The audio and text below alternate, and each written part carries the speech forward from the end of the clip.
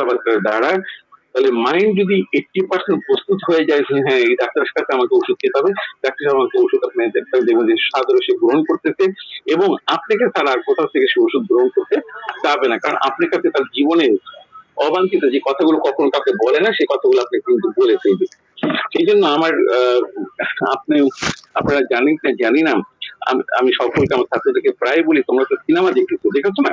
তোমরা কি কখনো বিছনার সিনেমা দেখছো? যে হাজবেন্ড ও ওয়াইফের এক রুমের বিছনার সিনেমা যদি তোমরা দেখো, সেখানে দেখতে পাবো অনেক কিছু তথ্য এখানে প্রকাশ, যা কখনো এখানকার তথ্যগুলো আমরা কখনো প্রকাশ পায় না।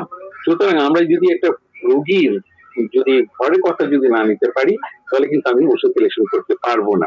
তাহলে আমি সব রোগীরা প্রথমে এসে আপনাকে বলবে যে প্রথম যদি আপনি আমার যদি 1.5 ঘন্টা লাগে যদি টেস্টিং করতে, আমি যদি রোগীর সাথে আলাপ আলোচনা করে 15 মিনিট রোগীরা হোমিওপ্যাথির বদনাম গাইতে গেতে শেষ।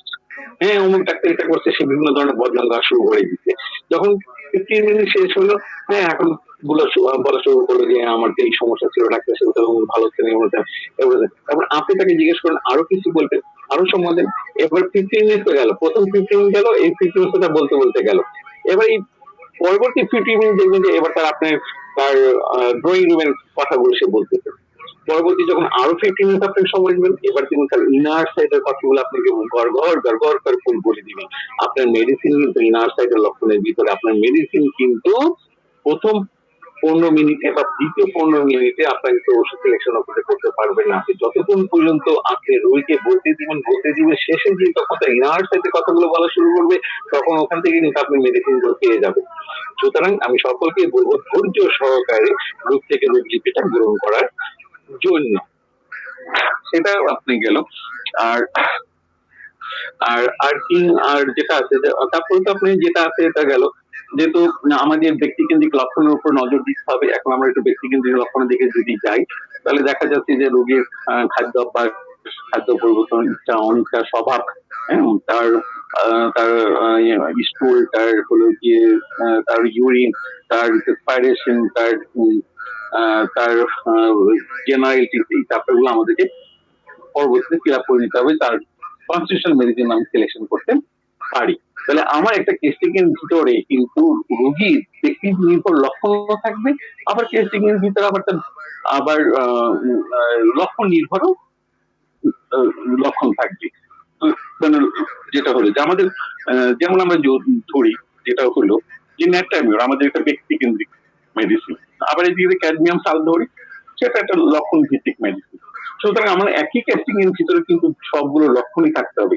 আমাকে এখানে সার্চ করে নিতে হবে কোনটা লক্ষণ ভিত্তিক লক্ষণ মেডিসিন অ্যাপ্লাই করতে পারবো, আর কোনটা আমার ধাতুগত ব্যক্তি কেন্দ্রিক লক্ষণগুলো দিয়ে আমি ধাতুগত মেডিসিন অ্যাপ্লাই করতে পারবো।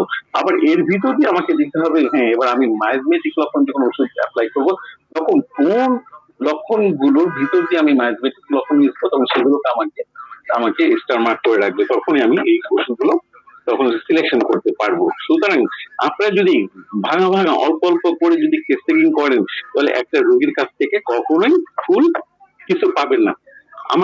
আমি প্রথমে যে বলেছিলাম যে কথাটা, যে আমাকে আজ পর্যন্ত কোন রোগী দ্বিতীয়বার টেস্টিং করাতে পারিনি, এর কারণ হলো স্যার, আমি আপনাকে প্রথমবার যখন একটা পেশেন্টকে প্রথমবার যখন টেস্টিং করবো, প্রথমবার টেস্টিং করার সময় সে আমার কাছে সম্পূর্ণ কথাগুলো নিয়ে আমাকে যখন বলা শুরু করবে, তখন যার সাথে যখন আমার বন্ধুত্ব সম্পর্ক হয়ে যাবে, তখন কিন্তু অনেক লক্ষণ সে লুকিয়ে ফেলবে। সেই জন্য আমি দ্বিতীয়বার কখনো টেস্টিং করি না, কারণ প্রথম সে ওষুধ নিতে সে আমার কাছে সম্পূর্ণ কথাগুলো সে বলে ফেলছে। এখন আমি তাকে দ্বিতীয়বার যদি এই টেস্টিং আমি তার কাছ থেকে আবার করতে যাই, দেখা যায় অনেক লক্ষণ আমার মনে থাকবে এবং সে অনেক লক্ষণ সে লুকায়ও ফেলবে। সুতরাং রোগীর আপনার বলে দিবেন যে ফার্স্ট টেস্টিং আমি করেছি তোমার জন্য, এই টেস্টিংটা দ্বিতীয়বার তুমি আমাকে দ্বারা করাতে পারবে না, সুতরাং তোমার আইডি নাম্বারটা তোমাকে মনে রাখতেই হবে, যেভাবেই হোক সেটা আপনাকে বলে দিবেন।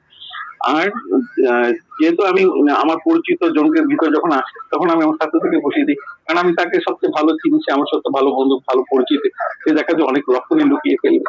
সুতরাং তাদের কাছে যখন বসিয়ে দিই, তখন লক্ষণগুলো বের হয়ে যায়। সুতরাং আমার ওষুধ সিলেকশনে কোনো সমস্যা হয় না।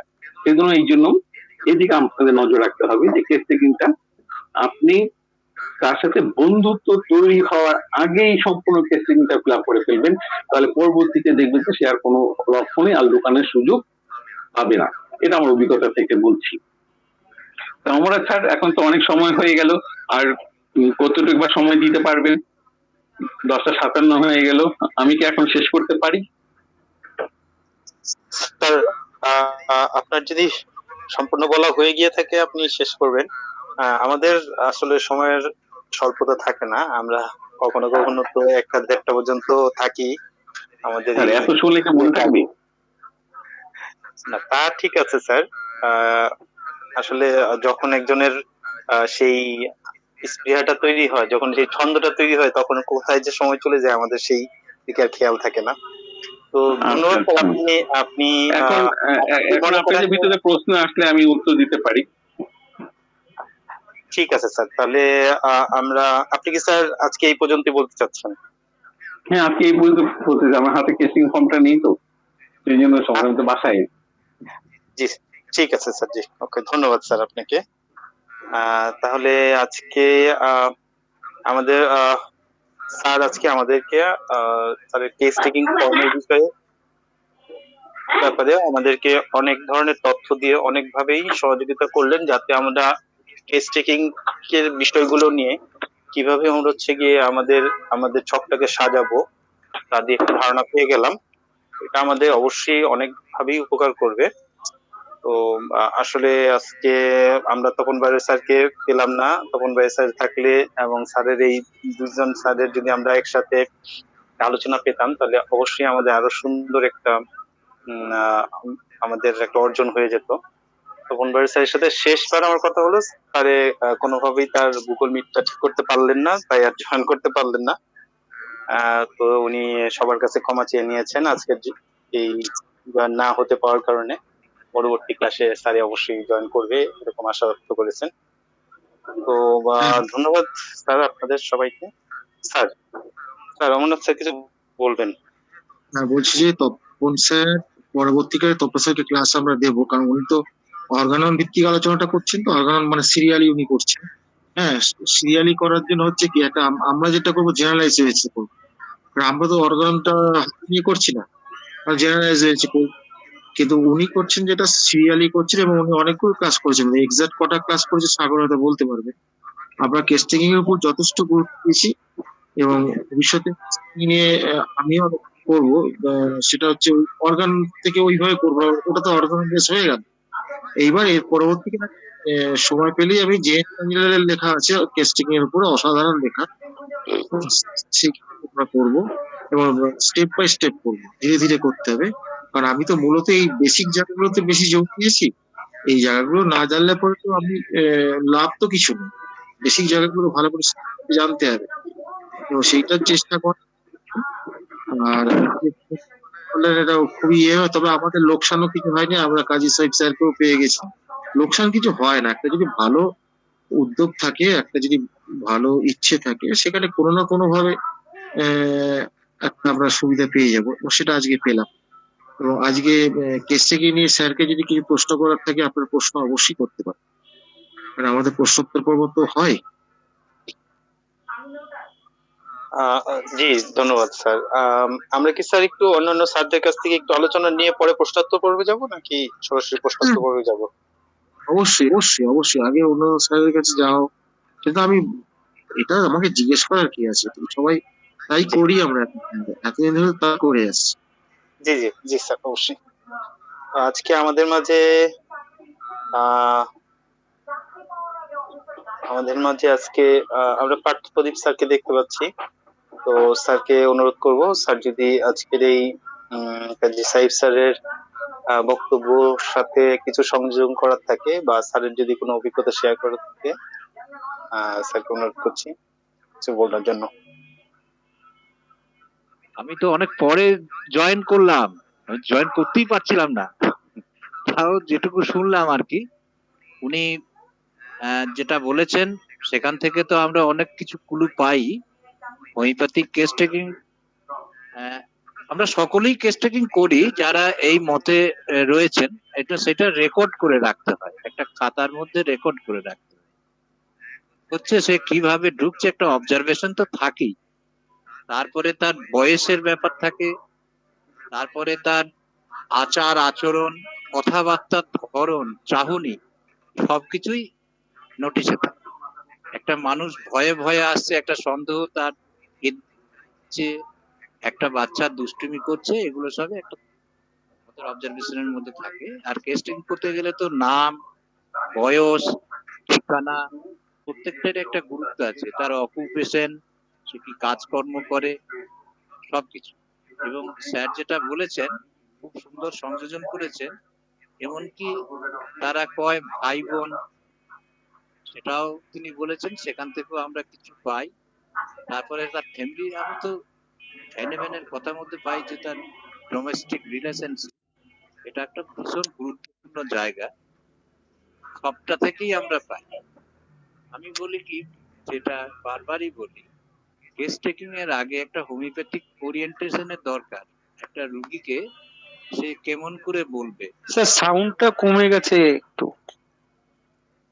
না শুনতে পাচ্ছি, আমরা শোনা শুনতে যাচ্ছে না? পাচ্ছি, আমি শুনতে পাচ্ছি, পরিষ্কার শুনতে পাচ্ছি, আচ্ছা আচ্ছা, জি জি ঠিক স্যার, আছে, শোনা তাহলে যাচ্ছে। শোনা যাচ্ছে তো? পরিষ্কার জি শুনতে স্যার, পাচ্ছি। শোনা যাচ্ছে। জি স্যার, শোনা যাচ্ছে। হ্যাঁ হ্যাঁ হ্যাঁ, আচ্ছা, আসলে থ্রেড কেটে যায় মাঝখানে, এটা বলতে গেলে সে একটা আবেগ। যাই হোক, তাহলে আমরা প্রত্যেকটা জায়গা থেকেই তার পাই বিভিন্ন ভাবেই। এখন রুগীকে যেটা হ্যানিম্যান থিওরি, যেটা আর কি, যে আমরা তিনটে পার্টে তো কমপ্লিট করি।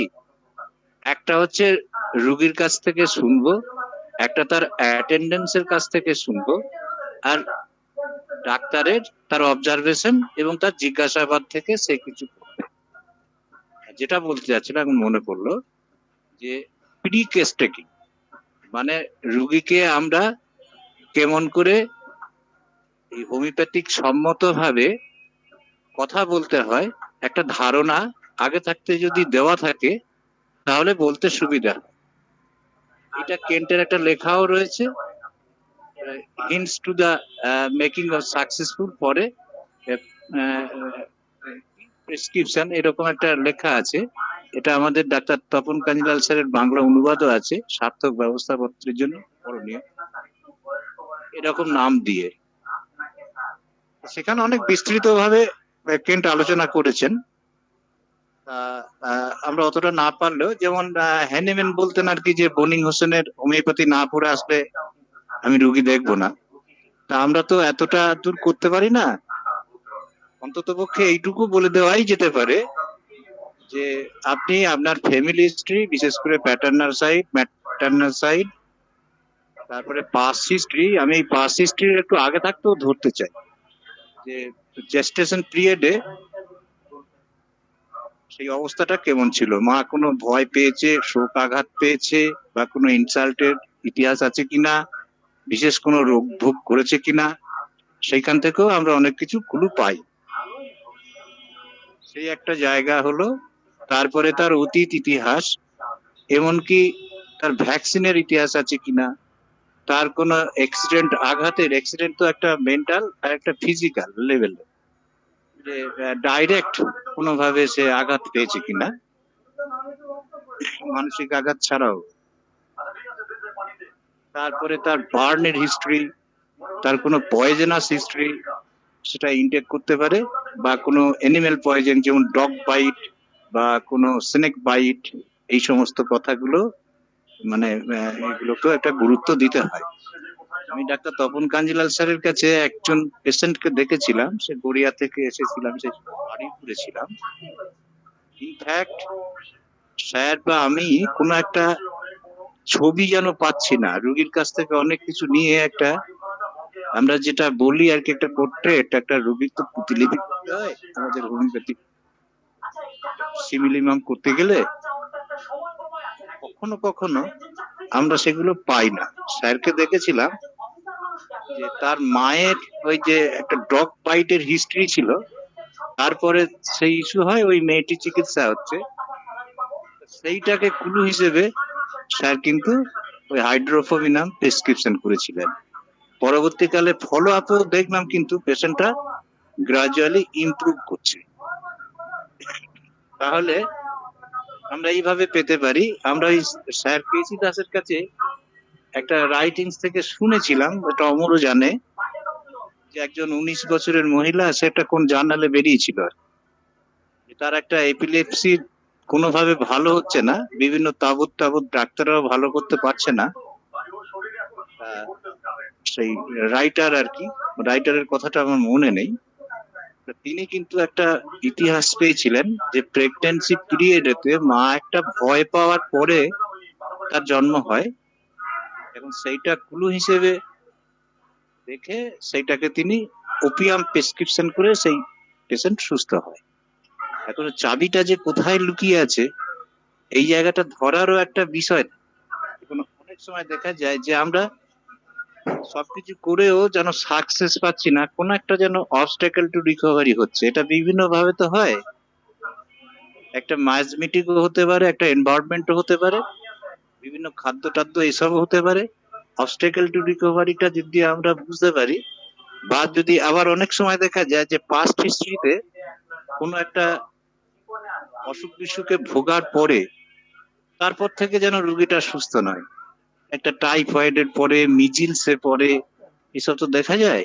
তা সেইগুলো প্রত্যেকটা, তার মানে ওই যে একটা অ্যাকুট মায়াজাম, এখানে কিন্তু রোগীটাকে সুস্থ হতে দিচ্ছে না।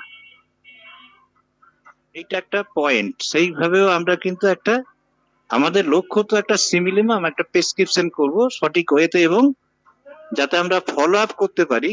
টেস্ট রেকর্ডটা যদি আমাদের খাতায় লিপিবদ্ধ থাকে তাহলে আমরা প্রত্যেকটা পয়েন্ট ধরে ধরে তার মুভমেন্ট গুলোকে বুঝতে পারি।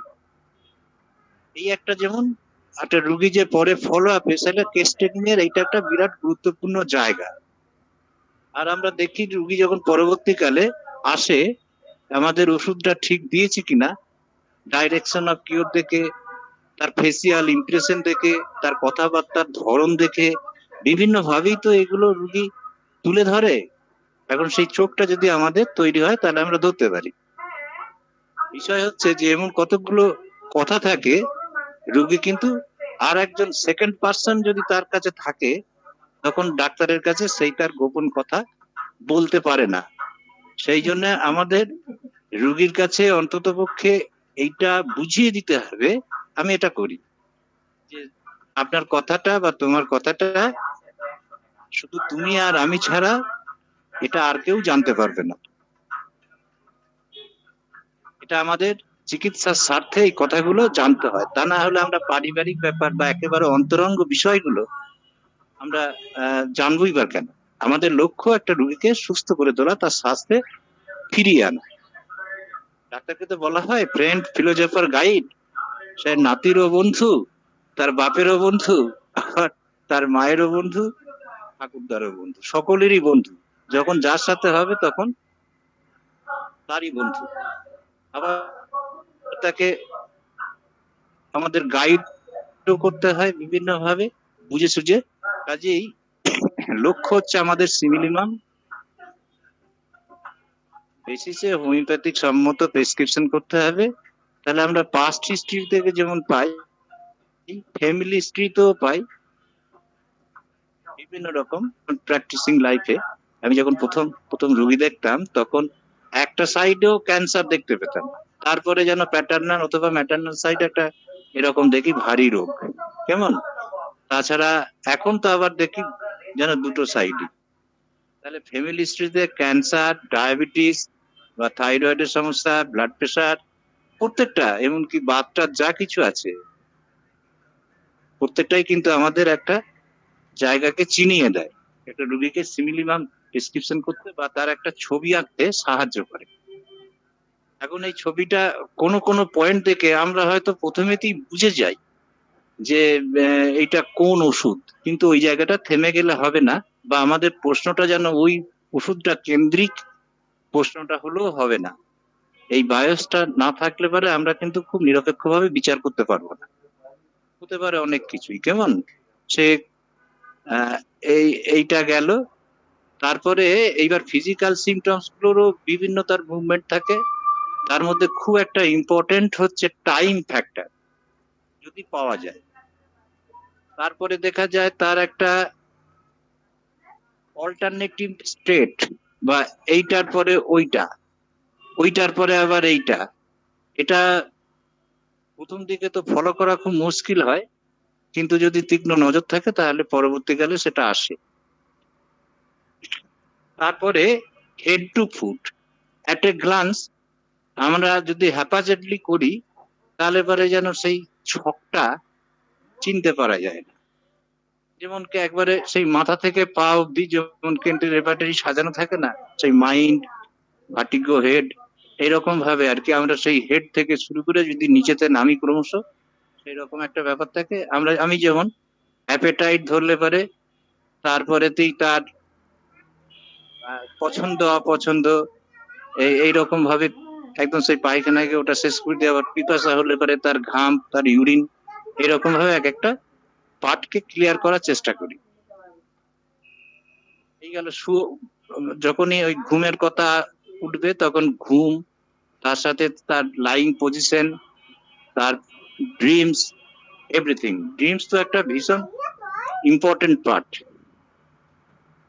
যাই হোক, আমরা এইভাবে ক্রমশ এগিয়ে যাই এবং কেস টেকিংটাকে একটা পরিপূর্ণতা দিই। কিন্তু কথা হচ্ছে যে প্রত্যেকটা পেশেন্টই কিন্তু ইন্ডিভিজুয়াল। যেমন আমার কখনো কখনো মনে হয় একটা বাচ্চা পেশেন্ট, সে তো কথা বলতে পারে না, তাহলে তার বাবা মায়ের কথা বা তার অ্যাটেন্ডেন্সের কথা আর আমাদের অবজারভেশনটাই সেখানে মুখ্যত জিনিস। আবার থাকে এমন অনেক রুগী যে হয়তো অন্ধ, যে হয়তো কালা,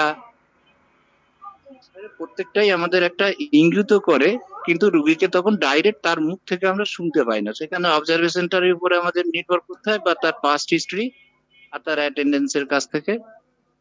যাই হোক, প্রত্যেকটা কেস তো যেহেতু আলাদা, তারা আলাদা আলাদা ভাবেই হয়। যাই হোক, এইভাবে আমাদের সবটাই সেই কেস হিসেবে, সেই মেরিট হিসেবে আমাদের ভাবতে হবে। অনেক কথাই যাক, এইটুকু বলে আমি শেষ করলাম। ধন্যবাদ সবাই। আমি কি আবার একটু বলতে পারি? জি স্যার। স্যারের কথা স্যারের কথা অনুযায়ী আমার কিছু কথা মনে পড়ে গেল। আসলে আমার তো প্রস্তুতি ছাড়া ছিল, সেই জন্য অত কিছু বলতে পারি। এখন আমার মনে পড়ে গেলো স্যারের কথা অনুযায়ী। আমি সবাইকে বলবো যে আমি আসলে ক্রনিক কেসের ক্ষেত্রে বা একুট কেসের ক্ষেত্রে যাই হোক, আসলে আমি আমার অ্যাপ্রোচিয়েশন নাম্বার 5 অনুযায়ী আমাকে 3 দিকে আমাকে তাকাতে হয়। আমি কখনো অভিভাবক ছাড়া কখনো পেশেন্ট দেখিনি। আমাকে পেশেন্ট অভিভাবককে সাথে করে নিয়ে আসতেই হবে। আমি রোগীকে বুঝিয়ে শুনিয়ে তাকে পাঠিয়ে দিই, তোমার সাথে একজন সঙ্গে করে নিয়ে আসো। কারণ আমি প্রথমবার যখন কেস টেকিংটা করবো তখন যদি আমি ওখানে যদি পারফেক্টলি না করি, পরবর্তী এটা পারফেক্ট হবে না। এটা আমার একটা বেশ ধারণা জমে গেছে। সুতরাং রোগী যদি প্রথম দিন আমার চেম্বারে আসলো দেখানোর জন্য, তাকে হোমিওপ্যাথি সম্পর্কে কিছুটা তথ্য জানিয়ে দিয়ে পরবর্তীতে বলি যে আপনি একদিন আমার কাছে অ্যাপয়েন্টমেন্ট নেন এবং আপনাকে যিনি ভালো বুঝছেন আপনার সম্পর্কে, তারপরে আপনি আমার সাথে বসেন। কারণ এখানে আমার পর্যবেক্ষণ লাগবে, আপনার মুখের কথা শুনতে হবে এবং আপনার একজন অভিভাবকের যে তথ্যগুলো আপনার সম্পর্কে দিবে সেটা ত্রিভুজ সমন্বয় করতে আপনার জন্য আমাকে ওষুধ সিলেকশন করতে হবে। রোগী যখন এই কথাগুলো বলে, রোগী তখন সে বেশ প্রফুল্ল ফিল করে। আসলেই তো তাই। আমার তো অনেক লক্ষণ আছে যেগুলো আমি আমার নিজের মনে থাকে না, আমার অভিভাবক সেটা বলে দিতে পারে। তখন সে সুন্দর করে তার বড় বোন থাকলে বড় বোন, মা থাকলে মা, বা বড় ভাই থাকলে ভাই, ওয়াইফ থাকলে হাজবেন্ড সাথে করে সঙ্গে করে নিয়ে আসে। এটা ছাড়া আমি আর করি কাজ, এটা কখনোই হয় না। আপনাদেরকে পরবর্তী যেটা বলবো যে আপনার পারিবারিক ইতিহাস এবং সামাজিক ইতিহাস, যেটা আমাদেরকে নিমেন বলেছেন যে পারিবারিক ইতিহাসটা নিতে বলছেন। আসলে যদি এদিকে দেখা যাচ্ছে যে আমরা যদি ধর্মের দিকেও তাকাই, বা ওখানে বলছে যে পরিবারের প্রতিটা সদস্যের সাথে সুসম্পর্ক যদি না থাকে তখন কিন্তু ডিজিজ কন্ডিশন গুলো কিন্তু বাড়তে থাকে এবং এখান থেকে ডিজিজ কন্ডিশন তৈরি হয়। যেহেতু সৃষ্টিকর্তা আমাদের ভিতরে একটা মহব্বত বেশি দিয়েছে অন্যান্য প্রাণীদের থেকে, সেহেতু আমাদের বাচ্চাদের প্রতি আমার মহব্বত, আমার মায়ের প্রতি আমার মহব্বত, আমার ওয়াইফের প্রতি আমার মহব্বত, আমার বাচ্চার প্রতি মহব্বত, সবগুলো কিন্তু এখানে সম্পর্ক থাকে। এখানে যদি একটু গন্ডগোল লাগে, ছেলে যদি অসুস্থ হয় বাবা অসুস্থ হয়ে পড়ে, মা যদি অসুস্থ থাকে তার ছেলে অসুস্থ হয়ে পড়ে। এখানে যেহেতু একজন আর সাথে রিলেশন, সেহেতু পারিবারিক সম্পর্কটা আমাদেরকে ভালোভাবে জেনে নিতে হবে। তার ভিতরে এখানে তার একটা যে সামাজিক সম্পর্ক, এখন তো হু তো বলছে যে হুর যে স্বাস্থ্যের সংজ্ঞাটা দিয়েছে সেটা হলো যে শারীরিক 1 নম্বর, মানসিক 2 নম্বর, তারপরে তার হলো যে সামাজিক 3 নম্বর এবং পরবর্তীতে স্পিরিচুয়াল। এই 4টার সমন্বয় যদি আমরা না করতে পারি একটা রোগীর ক্ষেত্রে, তাকে সুস্বাস্থ্য বলা যাবে না। সুতরাং আমার এখানে সামাজিক ভাবে যদি সে অসুস্থ থাকে, যেমন ধরুন যে আমার মেয়ে স্কুলে যাচ্ছে কিন্তু পাড়ার একটা ছেলে তাকে প্রতিনিয়ত ডিস্টার্ব করতেছে, এবং সেটা আমার জন্য একটা পীড়াদায়ক, এবং এখান থেকে কিন্তু আমি অসুস্থ হয়ে পড়তে পারি। আবার দেখা যাচ্ছে যে যদি একটা বাজে একটা যদি দেখা যাচ্ছে যে কোনো জমি জমা সংক্রান্ত নিয়ে ঝামেলা হচ্ছে, তখন দেখা যাচ্ছে যে যারা প্রতিপক্ষ খুব স্ট্রং থাকে, কিন্তু যিনি যার সম্পত্তি বা তিনি যদি সেখান থেকে যদি তিনি তাকে রক্ষা করতে না পারেন, তিনি কিন্তু ওই সামাজিক ভাবে অসুস্থ হয়ে পড়তে পারেন। সুতরাং এখানে আমাদের সামাজিকটা কিন্তু আমাদেরকে রোগীর ক্ষেত্রে আমাদেরকে নিতে হবে, সামাজিক সম্পর্কটা কেমন সেটা আমাকে নিতে হবে।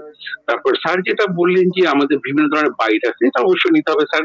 কারণ স্যার আমি স্যার একটু আগে বললেন যে আমিও এরকম একটা পেশেন্ট পেয়েছি যে তার ছেলেটার ইয়েটা ভালো হচ্ছিল না, তার এক্সিমাটা ভালো হচ্ছিল না, কিন্তু তখন আমি কিছু কয়েক মাস পরেই পেলাম যে তার মা আসলো আমার কাছে এবং মা বললো যে না স্যার আমার তো ওইরকম ডগ বাইট আমাকে ছিল।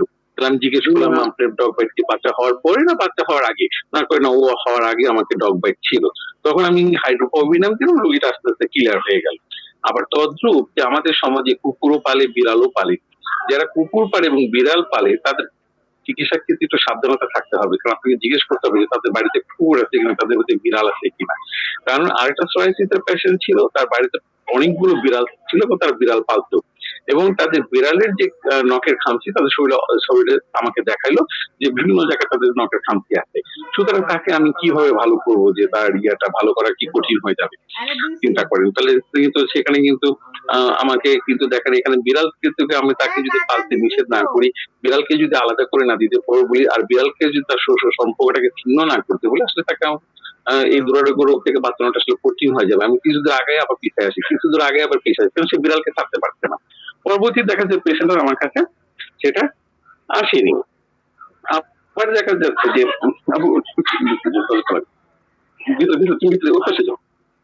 হ্যাঁ, তারপর আবার একটা যেটা যেটা বলছি স্যার, যেটা হলো যে বাচ্চা আছে, বাচ্চার ডায়রিয়া ভালো হচ্ছে না, কোনো মতে তার বাচ্চাকে ডায়রিয়া ভালো করা যাচ্ছে না, কিন্তু দেখা গেল যে আপনি যদি খেয়াল না করেন, দেখা গেল যে মা তাকে ব্রেস্ট ফিডিং অবস্থায় তার কাজের বুয়ার সাথে বা তার হাজবেন্ডের সাথে তর্কাতর্কি করতেছিল বা ঝগড়া করতেছিল, তখন দেখা যাচ্ছে যে এই ঝগড়াঝাটির কারণে মায়ের বডিতে যে স্টিং, যেটা পানি যে জলীয় অংশটুকু ছিল সেটা কিন্তু প্রচন্ড রাগের কারণে কিন্তু গরম হয়ে যায়, আর এই গরম হয়ে যাওয়ার কারণে কিন্তু বাচ্চার ব্রেস্ট ফিডিংটা কিন্তু নষ্ট হয়ে গেছে, আর এই নষ্ট দুধটা খেলে কিন্তু বাচ্চার ডায়রিয়া হয়ে যাচ্ছে। কিন্তু এখানে আমাদের একমাত্র মেডিসিন কেমন দিলাম, এমনও তো হতে পারে স্যার, দেখা যাচ্ছে যে আজকাল তো আমরা এতটা পারভার্টেড হয়ে যাচ্ছি সেক্সের ক্ষেত্রে, এদিকটা মা তার বাচ্চাকে ব্রেস্ট ফিডিং করাচ্ছে, এদিকটা সে সেক্স করে যাচ্ছে তার হাজবেন্ডের সাথে। এখন পরবর্তী বাচ্চা যদি সমস্যা তৈরি হয় তাহলে আপনি কি ওষুধ সিলেকশন করবেন স্যার, এটা আপনার কাছে আমি বলে রাখলাম। অমর স্যার এবং স্যারকে আমি বলে রাখলাম, আজকাল এই সমাজে এটা দেখা যাচ্ছে। আমি সেটা পেয়েছিলাম যে তারা ব্রেস্ট ফিডিং অবস্থায় তাদের সহবাসে তারা লিপ্ত ছিল। এখন বাচ্চার সমস্যা দাঁড়িয়েছে, এখন আপনার বাচ্চার জন্য কি মেডিসিন সিলেকশন করবেন, এখানে দাঁড়িয়ে গেল এটা গেল। আর আরেকটা বলে যে স্যার তো বললেন টাইফয়েড, আমি বিভিন্ন ধরনের পেশেন্টের ভিতরে যে টাইফয়েড পেয়েছি, টাইফয়েডের যে খুব খারাপ অবস্থা পেয়েছি।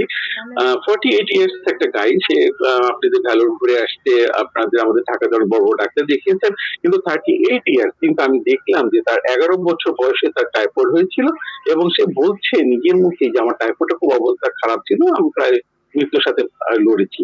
তখন আমি চিন্তা করলাম তার সমস্ত কিছু ঠিক আছে, কিন্তু দেখা গেল আমি শুধু সেখানে টাইফয়েড যখন আমি ইউজ করলাম, পরবর্তী 7 মান্থের ভিতরে এই 38 ইয়ার্স এর মহিলাটা তখন সে কনসেপ্ট পড়ে গেল। তাহলে দেখেন সেখানে কিন্তু আমাদের টাইফয়েড যে কতটা ক্ষতি করে সেটা আমি এখানে আপনাকে বললাম। সেরকম আরেকটা ছেলে পেয়েছিলাম, সে ইঞ্জিনিয়ারিং পড়তো, তার যে তার ক্লাসের হার্ড ক্লাস এবং তাদের টিচারদের ব্যবহারের কারণে ছেলেটা অসুস্থ হয়ে পড়েছিল। ছেলেটা আপনি ইন্ডিয়াতে যে বিভিন্ন জায়গাতে ডাক্তার দেখিয়ে এসেছেন, পরবর্তীতে আমি তার খোঁজ খবর দিলাম, সে আমাকে বলছে যে তার এই হাতটা শুকিয়ে যাচ্ছে। যেহেতু হাতটা শুকিয়ে যাচ্ছে, সেহেতু আমি যেহেতু জানি যে টাইফয়েডের উপরে যে কোনো একটা অঙ্গ নষ্ট হয়ে যেতে পারে, আমি তাকে জিজ্ঞেস করলাম, তার বাবাকে জিজ্ঞেস করলাম যে আপনার বাচ্চা কখনো টাইফয়েড হয়েছিল কিনা। তখন সে বললেন হ্যাঁ, আমার বাচ্চা তো 2-3 বার টাইফয়েড হয়েছিল ছোটবেলায়। তাহলে দেখেন যে তার মানসিক সমস্যা পরবর্তী কিন্তু টাইফয়েডের যে প্রতিক্রিয়া ছিল সেটা কিন্তু স্টার্ট হয়ে গেছে, হাত শুকিয়ে যেতে ছিল, এবং হাতটা শুকিয়ে এমন অবস্থা হয়েছিল যে প্রায় আপনি দুটো হাত কিন্তু মিলাতে পারবেন না। কিন্তু যখন তাকে বিভিন্ন মেডিসিন দেওয়ার পরে, টাইফয়েড নাম দেওয়ার পরে আস্তে আস্তে যখন সে বেসিক্যালি সে যেহেতু মনোকষ্ট ভিতরে যে ট্রান্সফার ছিল, আস্তে আস্তে তার এখন দুটো হাতই কিন্তু এখন প্রায় সমপর্যায়ে চলে এসেছে। কিন্তু এখানে টাইফয়েড কিন্তু আমাদের অনেকটা ক্ষতি করে। আমি আমার সিনিয়র টিচার অমর স্যার এবং পড়া স্যারের কাছে এটুকু বলবো যে আমাদের টাইফয়েড আসলে কখন অ্যাটাক হয়? এটা কি সিম্পলিটিক মায়াজম এবং গনোরিয়া আপনাদের সাইকোটিক মায়াজমের উপরে কি টাইফয়েড আক্রান্ত হয়, নাকি না এই দুটো ছাড়াই টাইফয়েড আক্রান্ত হতে পারে? এটা আমার একটা প্রশ্ন। কারণ আমি এতটুকু বুঝি যে প্রতিটি সূক্ষ্ম জীবাণুর একটা আয়তন আছে। কিরকম আয়তন আছে স্যার, আমি যদি আপনাকে বলি যে আপনার একটা ঘর আছে, ঘরের আপনার দরজাটা যদি ভাঙা থাকে, আপনি দেখবেন যে ওখানে বাইরে অনেক ধরনের প্রাণী আছে। সবচেয়ে বড় ধরনের একটা কুকুর আছে, তারপর ছোট ধরনের একটা বিড়াল আছে, তারপর ধরেন তারপরে একটা একটা তারপর ছোট যদি ধরেন তাহলে আপনি ইঁদুর আছে, তারপর ছোট যদি ধরেন কি বলে এটাকে মিথ্যা ইঁদুর বলে, আবার ছোট যদি বলেন তেলাপোকা বলে, আবার ছোট বলেন যে তেলা ঢুকে। কিন্তু আপনি ঘরের যখন প্রোটেকশনটা নষ্ট হয়ে যাবে তখন কে আগে ঢোকার ক্ষমতা রাখে? আপনি যদি বড় ভাবে দরজা খুলে যায় কিন্তু আপনার কুকুর ঢুকে আপনি ঢুকে ফেলবে ঘরের ভিতরে, আপনি মানসিক অবস্থার ভিতরে খারাপ অবস্থা পড়ে যাবেন, ও নাকি নাকি নষ্ট করে দেয়। আপনি লাঠি দিয়ে তাড়াচ্ছেন, সে যাচ্ছে না, কারণ সে কুকুর বুঝে গেছে যে আপনার পা একটা নষ্ট। কিন্তু যখন আপনি দরজা বন্ধ সবকিছু বন্ধ কিন্তু একটা ছিদ্রে আছে, ওখান থেকে যদি একটা ইঁদুর ঢুকে যায়, আপনি দেখলেন ইঁদুরটা ঢুকে গেছে, এখন সেই ইঁদুর যদি ঢুকে যেতে পারে তখন আপনি বুঝে যাবেন যে আপনার কোথাও না কোথাও কাপড় নষ্ট করে আপনার মানসিক অবস্থাটাকে আরো খারাপ করে দিবে। ঠিক, আমি আপনাদেরকে স্যারদের কাছে জানতে চাচ্ছি যে প্রতিটি যে জার্মির একটা আয়তন আছে স্যার, সেই আয়তন অনুযায়ী হিউম্যান বিংস এর ভিতরে, শরীরের ভিতরে কে আগে ঢোকার ক্ষমতা রাখে? সে কি সিফিলিস, না সে কি গনোরিয়া, নাকি সে টাইফয়েড, নাকি সে হ্যাপাটাইটিস? আমাকে এটা একটু প্রশ্নটার উত্তর দিবেন স্যারেরা। কারণ আমি এখানে দেখতেছি যে টাইফয়েড যদি সবার আগে ঢুকে, যদি হেনিম্যান যদি বলে থাকেন, সৃষ্টির শুরু থেকে যদি বলে থাকেন, ধর্মীয় ভাবে যদি বলে থাকেন যে আমাদের বডি তৈরি, তার কোনো সমস্যা? হ্যাঁ স্যার, ঠিক আছে। তার কোনো না স্যার, হ্যাঁ আরেকজন আনমিউট হয়ে গিয়েছিলেন, অসুবিধা নেই স্যার, আপনি আচ্ছা বলেন। আচ্ছা, কি যে আসলে আমাকে সর্বশেষ গ্রন্থ যদি আল কোরআন দেখি, সেখানে বলা আছে যে মানুষকে তৈরি করা হয়েছে তার জান্নাতে। তো সেখানকার আবহাওয়া অনুযায়ী যদি আমাকে তৈরি করা হয় তাহলে এই পৃথিবীর আবহাওয়া কিন্তু আমি সহ্য করতে পারি, কারণ আমি গরমও সহ্য করতে পারি না, ঠান্ডাও সহ্য করতে পারি না ওখানকার আবহাওয়া অনুযায়ী। মানে আমি পৃথিবীতে যখন আসছিলাম এনিমেল 1500, আপনি যদি খ্রিস্টপূর্ব ধরেন, আপনি 3000 খ্রিস্টপূর্ব 4000 খ্রিস্টপূর্ব আমাদের বইতে পাওয়া যায়। কিন্তু আপনি যদি ধরেন এনিমেল খ্রিস্টপূর্ব 1500 দশকে এটা আবিষ্কার করলেন, হোমিওপ্যাথি আবিষ্কার করলেন, কারণ উনি দেখতে পেলেন যে সিফিলিস এবং গনোরিয়া একমাত্র দায়ী যে তার ডিজিজ কন্ডিশন, তার বডি ইমিউনেশন পাওয়ারটাকে লো করে দেওয়ার জন্য। কিন্তু পৃথিবীতে যখন আমাকে পাঠানো হয়েছিল তখন তো আমি 100% ইমিউনেশন পাওয়ার নিয়ে এসেছিলাম, সেখানে তো আমি 70% ইমিউনেশন পাওয়ার আমাকে নিয়ে পাঠায়নি। আপনি যখন কোন প্রোডাক্ট তৈরি করবেন তখন মার্কেটে তো আপনি একটা ভুল ভ্রান্তি হিসাবে প্রোডাক্ট চালু করবেন না, আপনি এটাকে সুষ্ঠুভাবে আপনাকে এটা মার্কেটিং করবেন। যখন এটা পরিবেশের কারণে এটা নষ্ট হবে এবং পরিবেশের কারণে সেটা সমস্যা হবে।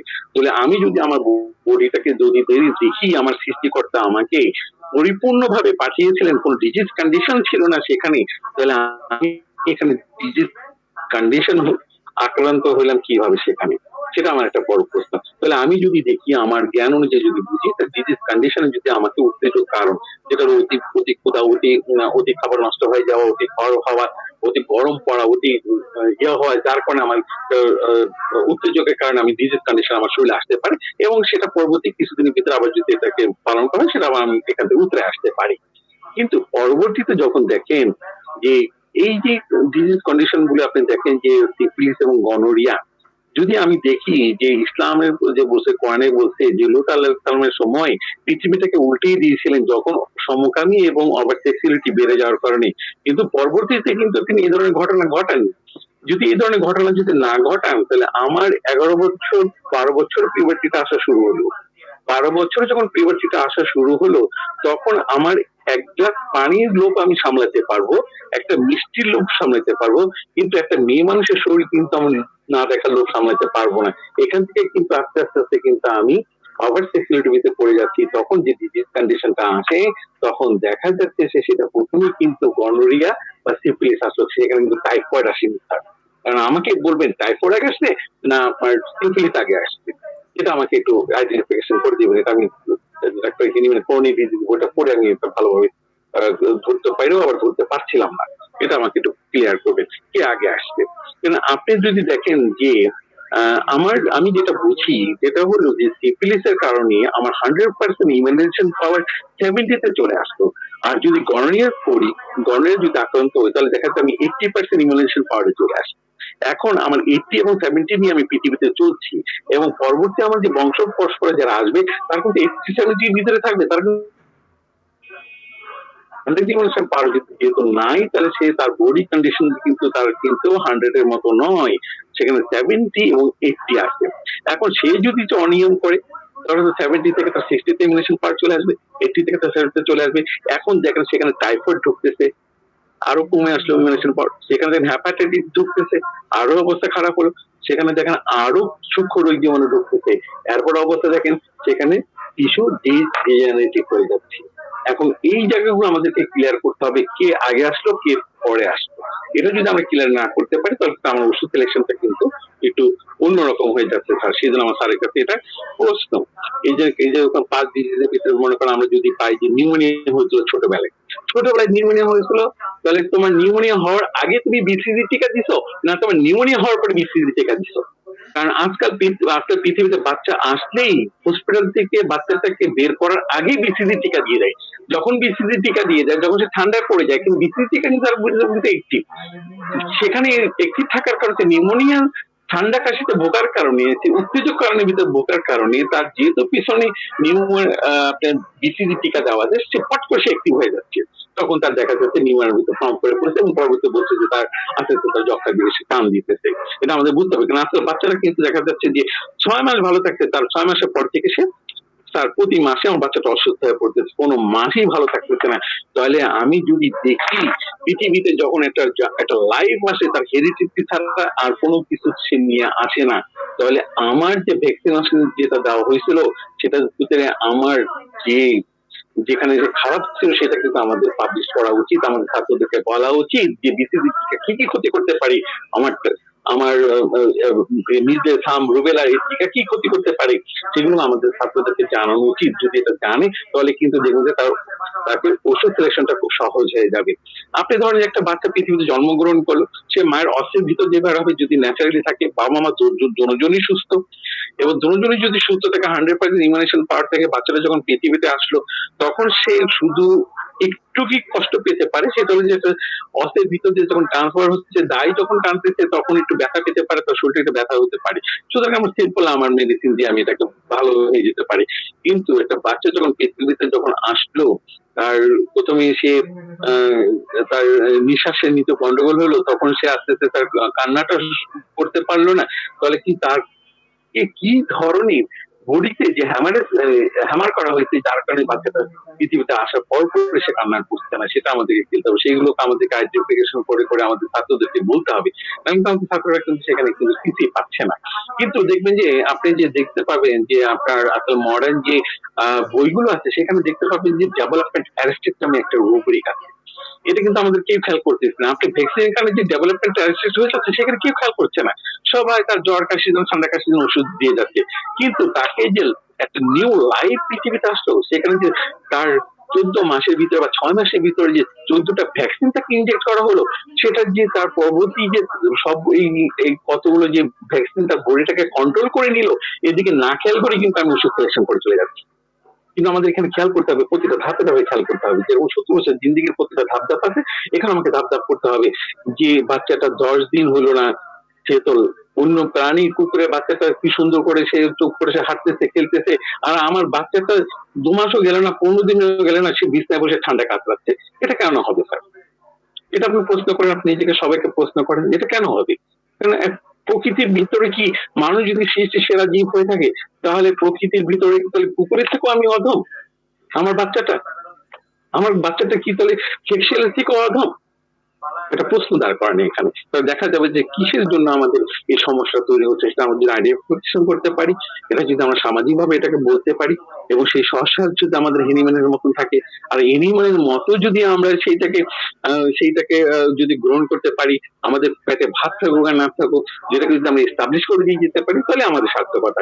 নাহলে আদারওয়াইজ আমাদের সার্থকতা কিছুই নেই স্যার। শুধু আমাদের খালি রোগীর জন্য ওষুধ সিলেকশন করে যাব, আর ওষুধ রোগীকে ভালো করে যাবো, আর পৃথিবীতে সামনের দিকে আমরা কিছুই দিয়ে যেতে পারবো না। এখন আমি ওকে বলছি স্যাররা কি বলতে চাচ্ছেন পরবর্তীতে বলেন। আবার যদি কারো কথার ভিতরে কোনো কথা বের হয় তাহলে আমি আবার আপনাদেরকে বলতে পারবো স্যার। আমি অন্যজনকে ছেড়ে দিচ্ছি স্যার। ধন্যবাদ স্যার আপনাকে। তো এখন আমরা জিতেন্দ্র স্যারকে অনুরোধ করবো স্যার যদি আমাদের আজকের স্যারের আলোচনায় কিছু সংযোজন করেন বা কিছু বলার থাকে। ধন্যবাদ স্যার। আমাদের নতুন অতিথি স্যারের আলোচনা অত্যন্ত ফলপ্রসূ। আমরা নতুন কিছু সংযোগ পেলাম। তার সাথে আমাদের পার্থ স্যারও বলছেন অনেক ভালো ভালো কথা, অজানা কথা আমরা জানলাম। আর হোমিওতে শেষ বলতে কোনো জিনিস নেই। আর এখন আমরা এই ধরনের আলোচনা আশা করি, কারণ আমরা যারা একটু হোমিওপ্যাথি বুঝি বা বোঝার চেষ্টা করি, এর আমাদের সাক্ষা তো অত্যন্ত প্রাণবন্ত আলোচনা এবং নতুনত্ব।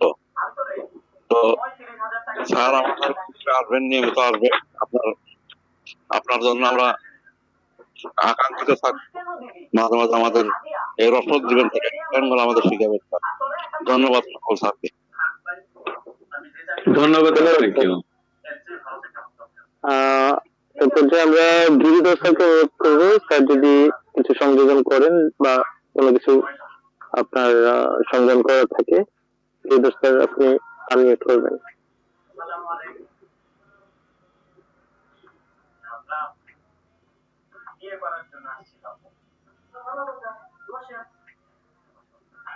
স্যার কি শুনতে পাচ্ছেন গিরিধর স্যার?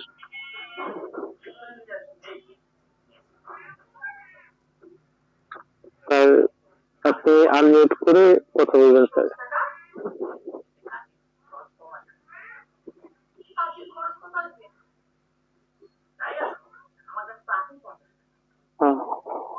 স্যার বোধ হয় আনমিউট করতে পারছে না।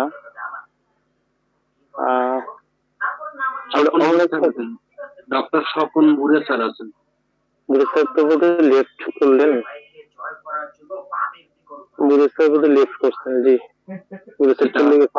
চক্রবর্তী স্যার আর অমরনাথ চক্রবর্তী স্যারকে আমাদের কাজী নতুন অতিথি যে স্যার প্রশ্নগুলো করলেন, সেই প্রশ্নগুলোর উত্তরগুলো নিয়ে আলোচনাটা স্টপ করে দেন। ঠিক আছে দাদা।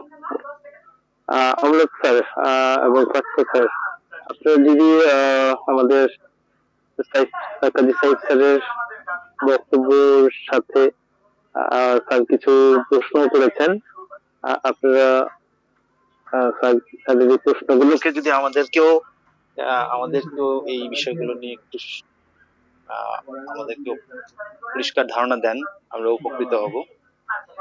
আমি অমরনাথ স্যারের কাছে চলে যেতে যাচ্ছি। স্যার যদি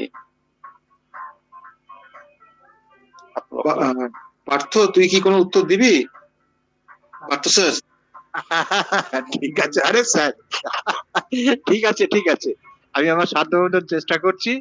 তারপরে আমার কিছু লেখুনা, কিছু নেগেটিভ থাকলে সেটা তুই পূরণ করবি। তুই বল, অনেক উত্তর দেওয়ার আছে। ঠিক, হ্যাঁ আছে তো, অনেক কিছুই আছে।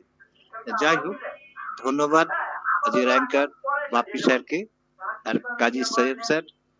আপনি কেস টেকিং পার্টে যেটা বলেছেন খুব ভালো বলেছেন, কিছু শিখেছি তো নিশ্চয়ই। আবার এর পরে যে প্রশ্নগুলো করলেন মনে হচ্ছে এগুলোর উত্তর আমরা জানা আছে, তবু জানতে চাইছেন।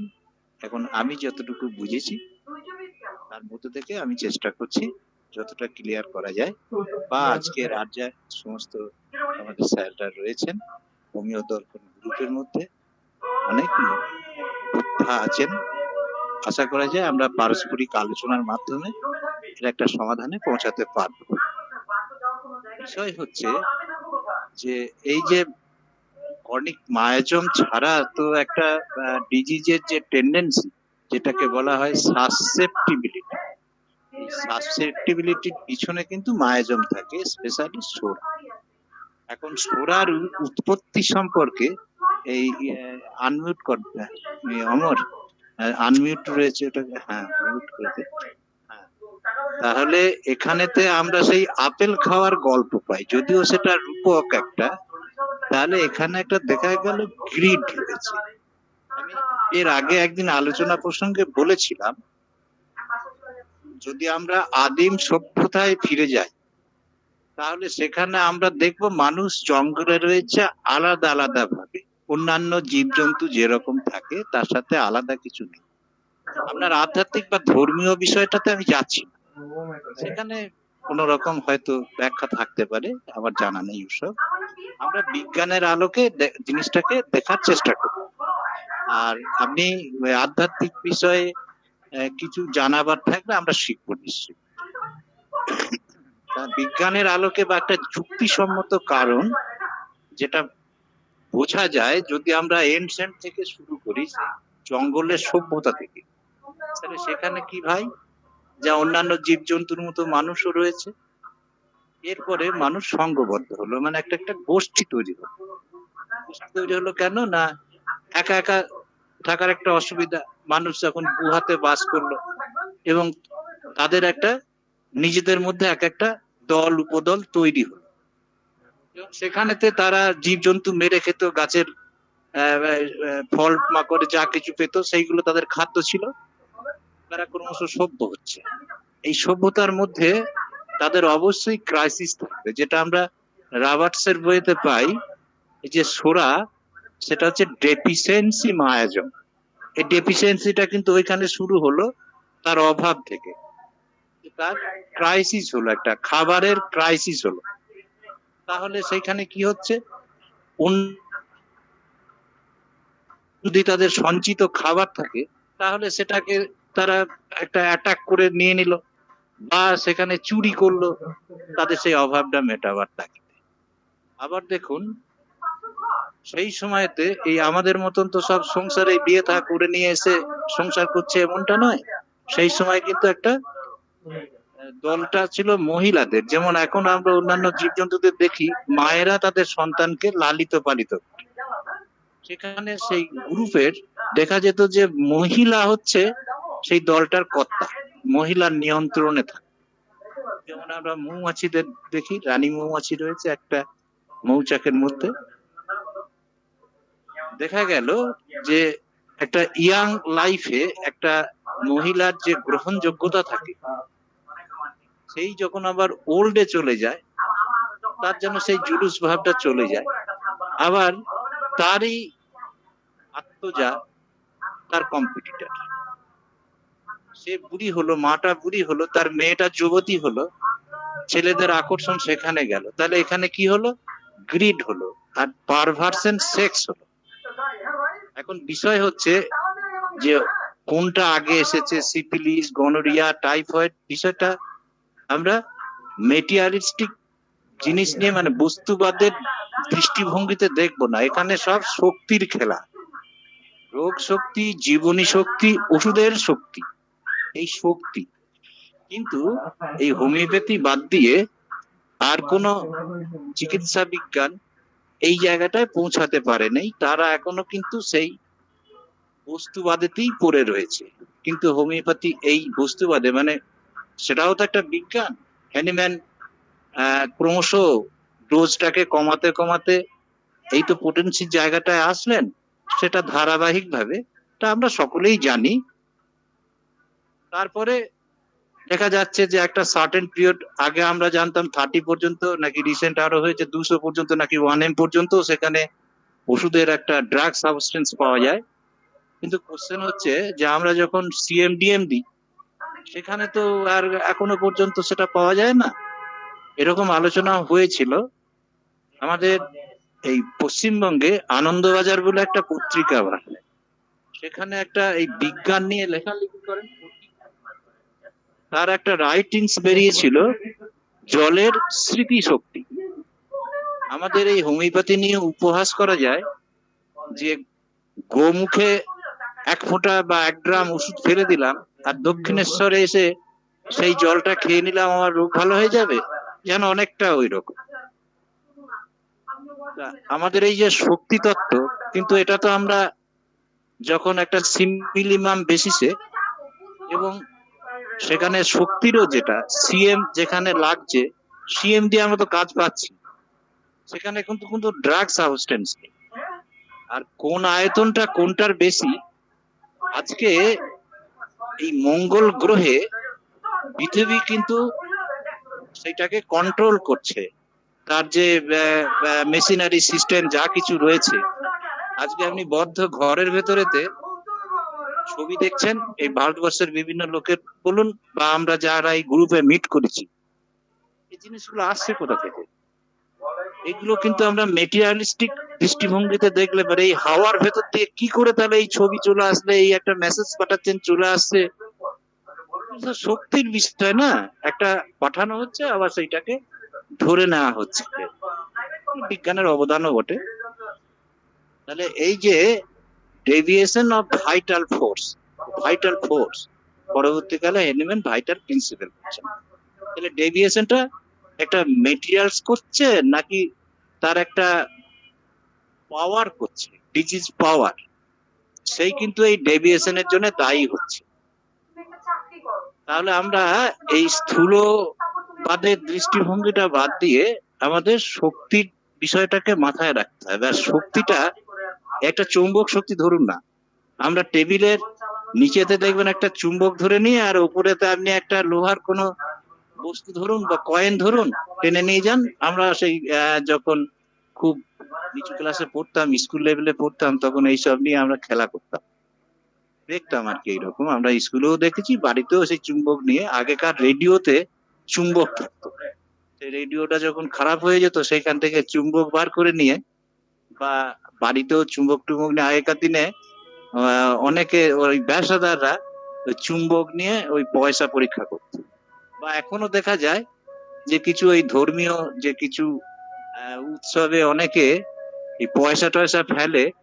আমি এই গঙ্গাসাগর যাওয়ার সময় দেখেছিলাম ওই রকম সব পয়সা টয়সা নদীতে ফেলছে, আর ওখানকার লোকাল ছেলেরা সেই দড়ির মধ্যে, সুতোর মধ্যে, দড়ির মধ্যে চুম্বক বেঁধে নিয়ে সেই পয়সাগুলো কিরকম সুন্দরভাবে তুলছে। তাহলে এই যে শক্তি তো অনেক রকমের ভাগ রয়েছে, আর আমরা শক্তির অনিত্যতা সূত্র হিসেবে জানি শক্তিকে কিন্তু ধ্বংস করা যায় না, শুধু একটা থেকে আর একটা পরিবর্তন হয়, এই শক্তি থেকে ওই শক্তি, ওই শক্তি থেকে আর একটা শক্তি।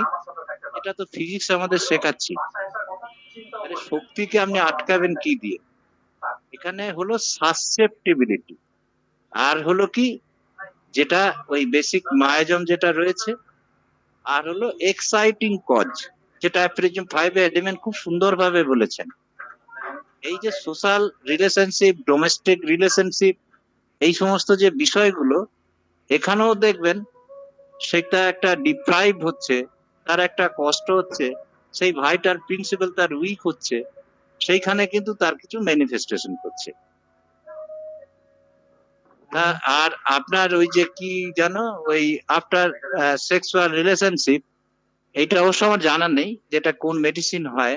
হ্যাঁ, তবে এটা ঠিকই, একটা দুঃখ পাওয়ার পরে, একটা রাগের পরে, এই সমস্ত যে বিষয়ের পরে যদি ব্রেস্ট ফিডিং করা যায় তার ইফেক্টটা তার সন্তানে পড়ে। তা ওই যে সেক্সুয়াল মিটের পরেতে ব্রেস্ট ফিডিং করালে পারে কোন ওষুধ, এটা পারফেক্টলি আমারও জানা নেই, কারো জানা থাকলে শিখবো। কতটা ক্লিয়ার করতে পারলাম জানি না, যদি আরো কিছু জিজ্ঞাসা থাকে এবং আমরা আমাদের সাধ্য মতন বা পারস্পরিক আলোচনার মাধ্যমে জিনিসটা আরো ক্লিয়ার করতে পারবো আশা করি। ধন্যবাদ।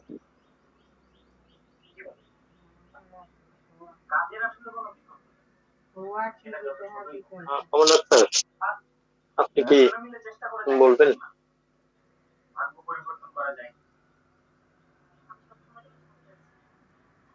হ্যাঁ, পার্থ তো অনেকটাই মোটামুটি বলে দিয়েছে। আমি আর একটু সামান্য যোগ করতে চাই, বেশি কিছু না, অনেক রাত তো হয়েছে। সেটা হচ্ছে যে আমরা কিন্তু এই বস্তুবাদী চিন্তা থেকে আমরা এখনো নিজেদের মুক্ত করতে পারিনি। যে মুক্ত যে করতে পারিনি সেই জায়গাটা কিন্তু আমাদের একটু ভাববা দরকার, বস্তু আগে না শক্তি আগে। ঘটনা হচ্ছে আমরা যদি একটু সেন্টের যদি আমরা সিম্পল সাবস্টেন্সটা যদি একটু পড়ি, তাহলে আমরা দেখতে পাবো সেখানে তিনি খুব সংক্ষেপে বলছে, সেখানে তিনি শক্তি স্তর থেকে কিভাবে বস্তু স্তরে রূপান্তরিত হচ্ছে বস্তু ইয়েগুলো, এইটা কিন্তু তিনি খুব সুন্দরভাবে ব্যাখ্যা করেছেন। এটা হ্যানিম্যানের অর্গাননের শিক্ষা থেকে তিনি করেছেন। তো ফলে ব্যাপার হচ্ছে যে শক্তি হচ্ছে মূল বিষয়, এবং প্রত্যেকটা শক্তির একটা প্রিন্সিপাল থাকে, যে কোনো শক্তির প্রিন্সিপাল থাকে। প্রিন্সিপাল ছাড়া শক্তি তার নিজস্ব নিয়মে কাজ করতে পারবে না। তো এই জন্যই পরবর্তীকালে ভাইটাল ফোর্স থেকে ভাইটাল প্রিন্সিপালে হ্যানিম্যান এসেছে, এটি হচ্ছে তার মূল জায়গাটা। এইবার দেখা যাক কি যে জীবন হচ্ছে কি, লাইফ হচ্ছে কি, we are the career of life. আমরা হচ্ছে কেরিয়ার, আমরা জীবন প্রবাহ, জীবনটাকে, জীবন একটা প্রবাহ, যেমন নদী যেমন একটা প্রবাহ, হ্যাঁ, তেমনি হচ্ছে এই প্রবাহের মধ্যে আমরা কিন্তু কেরিয়ার মানে ক্যারি করছি, মানে সোজা কথা বহন করছি। ওই এবং আরেকটা সহজ ভাষায় যদি আমরা বলি তাহলে বুঝতে পারবো, every life comes from previous life. প্রত্যেকটি জীবন কিন্তু পূর্ববর্তী জীবন থেকে আসছে। তো এটাই যদি সত্য হয় তাহলে উই আর কেরিয়ার। ফলে এই যে আমি যে জীবনটা ভোগ করছি, এই জীবনটা আমি পেয়েছি কোথা থেকে? আমার বাবা মার কাছ থেকে পেয়েছি। এবার আমার এই জীবনটা পরবর্তী কোথায় গেল না আমার সন্তানের মধ্যে চলে এসছে। তাহলে ব্যাপারটা হচ্ছে এখানে এই ব্যক্তিগুলো, তো তাহলে এই যে ব্যক্তিগুলো এগুলো তো নিরপেক্ষ। মূল মূল মৌলিক বিষয়টা হচ্ছে শক্তি, মানে প্রাণ শক্তি। তাহলে এই প্রাণ শক্তির কোন ফেজে গন্ডগোলটা পাকিয়েছে? সেটা আমার আমার জন্মের আগের ফেজে, না আমার আমার বর্তমানের ক্ষেত্রে, আমার অতীতের ক্ষেত্রে, না আমার বর্তমানের ক্ষেত্রে? কোন জায়গাটা গন্ডগোলটা পাকিয়েছে এইটা কেস রেকর্ডিং করে আমাদের বার করতে হবে, কোন ফ্যাক্টরটা এখানে লুকিয়ে আছে। এক নাম্বার। একটা কথা বলা হয়নি যেটা, সেটা হচ্ছে যে আমরা ওই কেস রেকর্ডিং যখন করি, বিবাহিত যদি হয়, বিবাহিত যেমন ধরুন কোনো স্ত্রীকে দেখি, কোন মহিলাকে দেখি, সেই মহিলাকে দেখলে পরে আমরা কি করি, তার স্বামীরও রেকর্ডিংটা, তার বংশ হিস্ট্রিটা নেই। এটা কিন্তু সরাসরি হ্যানিম্যান বলেন নাই কথা, অর্গাননে নাই। কিন্তু এটা আমরা নেই, আমাদের স্যার নেন, তার যুক্তি আছে। তার যুক্তিটা হচ্ছে একটাই, যদি আমরা ইয়েটা পড়ি, যদি আমি কেন্টের যে ওই মায়াজম, মানে বিশেষ করে সম্ভবত সিফিলিস মায়াজমই হবে, ওই তিনটে যে মায়াজম নিয়ে বলেছেন, ওইখানে তিনি বলছেন কি যে ইন্টারকোর্সের মাধ্যমে যে মায়াজম যে স্টেজে আছে সেই স্টেজে কিন্তু ইয়ে হবে, ট্রান্সফার হবে। ফলে ব্যাপারটা হচ্ছে কি, এইখানে এইটা যদি হয়ে থাকে, তার সেক্সুয়াল ট্রান্সমিশনের জন্য তার স্বামীর কাছ থেকে সে পাবে, শুধু তার নিজের বংশটা না। এবং এইটার উপর ভিত্তি করে বহু ক্ষেত্রে আমরা সফলতা অর্জন করেছি। এটা একটা ব্যাপার। তারপরে সোরার উৎপত্তিটা বলতে গেলে অনেক কিছু বলতে হয়, সেটাতে পার্থক্য সংক্ষেপে বলেছে, কিন্তু ওটা বেশি বলা সম্ভব না। এবার হচ্ছে কি, এই যে সোরা সম্বন্ধে হ্যানিম্যান যেটা কনিক ডিজিজ যেটা বলেছেন, সেটা মূল কথাটা হচ্ছে কি যে সেটা তাহলে কি হচ্ছে, একটা দেহ থেকে আর একটা দেহতে যাচ্ছে, একটা দেহ থেকে আর একটা দেহতে যাচ্ছে, এই তো ব্যাপারটা। উত্তর পরপর রিলে করে যাচ্ছে, যেমন রিলে রেসে যেমন হয় ব্যাটন তুলে দেয়। সোরার যদি এই যে বৈশিষ্ট্য, যেটা এটা যদ্দূর ওখানে বলছে মূসার কথা বলেছেন হ্যানিম্যান, মানে যে ইয়ে আর কি, ইহুদি ধর্মের প্রতিষ্ঠাতা হচ্ছে মূসার কথা ওখানে বলে। হ্যাঁ, এখন মূসার কথা বলেছেন যে তখন বা তারও আগে থেকে এটা হচ্ছে বংশ পরম্পরায় প্রবাহিত হচ্ছে, এইটা এই সোরার কথাটা তিনি বলেছেন। এবং সেখানে ওই ইয়ে নিয়েও বলেছেন, কেলে আমাদের ওই লেপ্টোসি নিয়ে অনেক কিছু বলেছেন, সেগুলো ঢুকলে পরে রাত কাবার হয়ে যাবে। মূল কথা হচ্ছে যে এই যে প্রবাহটা যেটা চলছে, এই যে জীবন প্রবাহ চলছে, এই প্রবাহটা যখন মানুষ খুব সিম্পল ছিল, তখন কিন্তু সোরা কিন্তু রেস্ট্রিক্টেড জায়গা ছিল। মানুষ যখন ক্রমশ সভ্যতার বিকাশ হতে শুরু করলো, সভ্যতার বিকাশ হতে যে তার মানসিক জায়গাগুলো বিচ্যুতি হতে শুরু করলো, যেটা মাত্র টাচ করে গেছে, এইটার ফলে কি হচ্ছে, বিভিন্ন ধরনের তার বিকৃতি আসতে শুরু করলো। এবারে একটা জিনিস বুঝতেই পারছি যে সোরার বংশ পরম্পরায় ট্রান্সফার হচ্ছে, এই যে ট্রান্সফার যখন হচ্ছে, সোরার মূল বৈশিষ্ট্য যেটা হচ্ছে কি, হ্যানিম্যান তো যখন 12 বছর গবেষণা করলেন তখন তো তিনি বললেন যে বারবার ফিরে আসছে একটু অন্য ফর্মে বা সেই ফর্মে। এই যে সোরার যে পরিবর্তনশীলতা, যেটা এই যে পরিবর্তনশীলতা যখন তার মধ্যে মূল বৈশিষ্ট্য, এবং সোরাককে যার জন্য, এবং সোরা ছাড়া কোনো কিছু অন্য অন্য মায়াজম তো অ্যাকওয়ার্ড মায়াজম, ওগুলো তো পরে এসছে, ওগুলো তো আগে এসছে তা তো, ওগুলো পরে এসছে। এখন কে আগে এসছে সেটা যে বলতে গেলে হ্যানিম্যানের কথাই সোরাই আগে এসছে।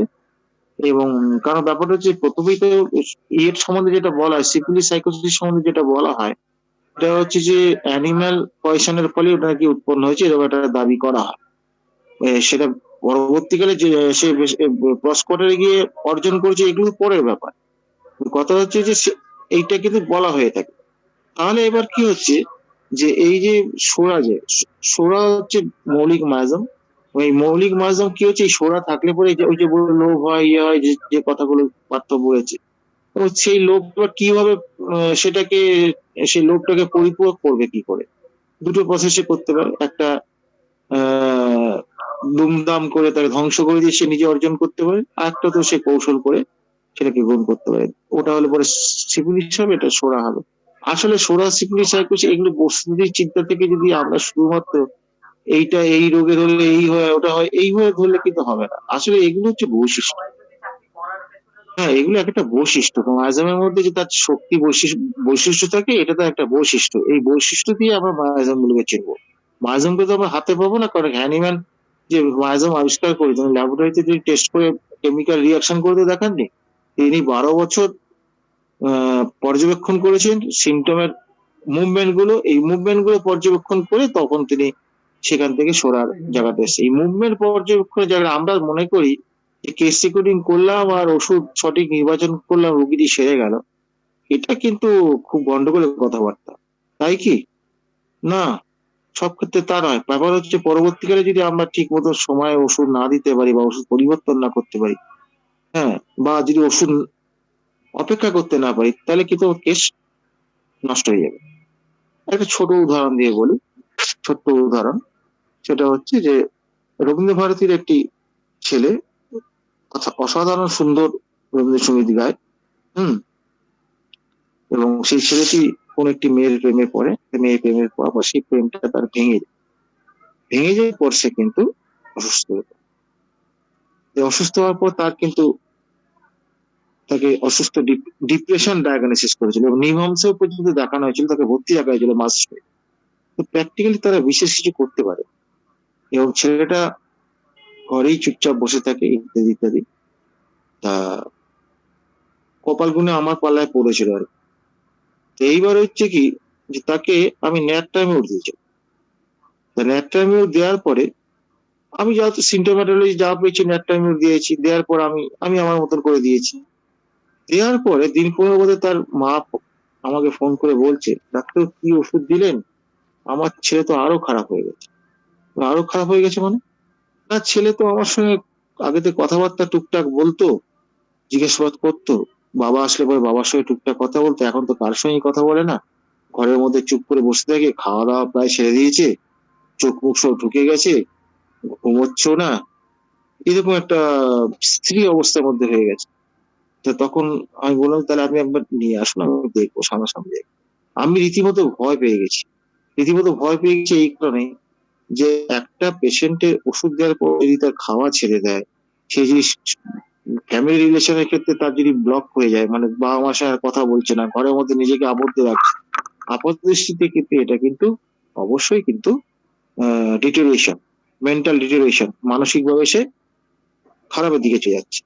ফলে এইটা আমাকে রীতিমতো ভয় পেয়েছিল তাকে ডেকে পাঠাতে, তাও তার বাড়ির অসুবিধার জন্য আরো দিন 10-12 পরে, মানে দিন 25 কি 27 দিন বাদে সে আমার কাছে আসে।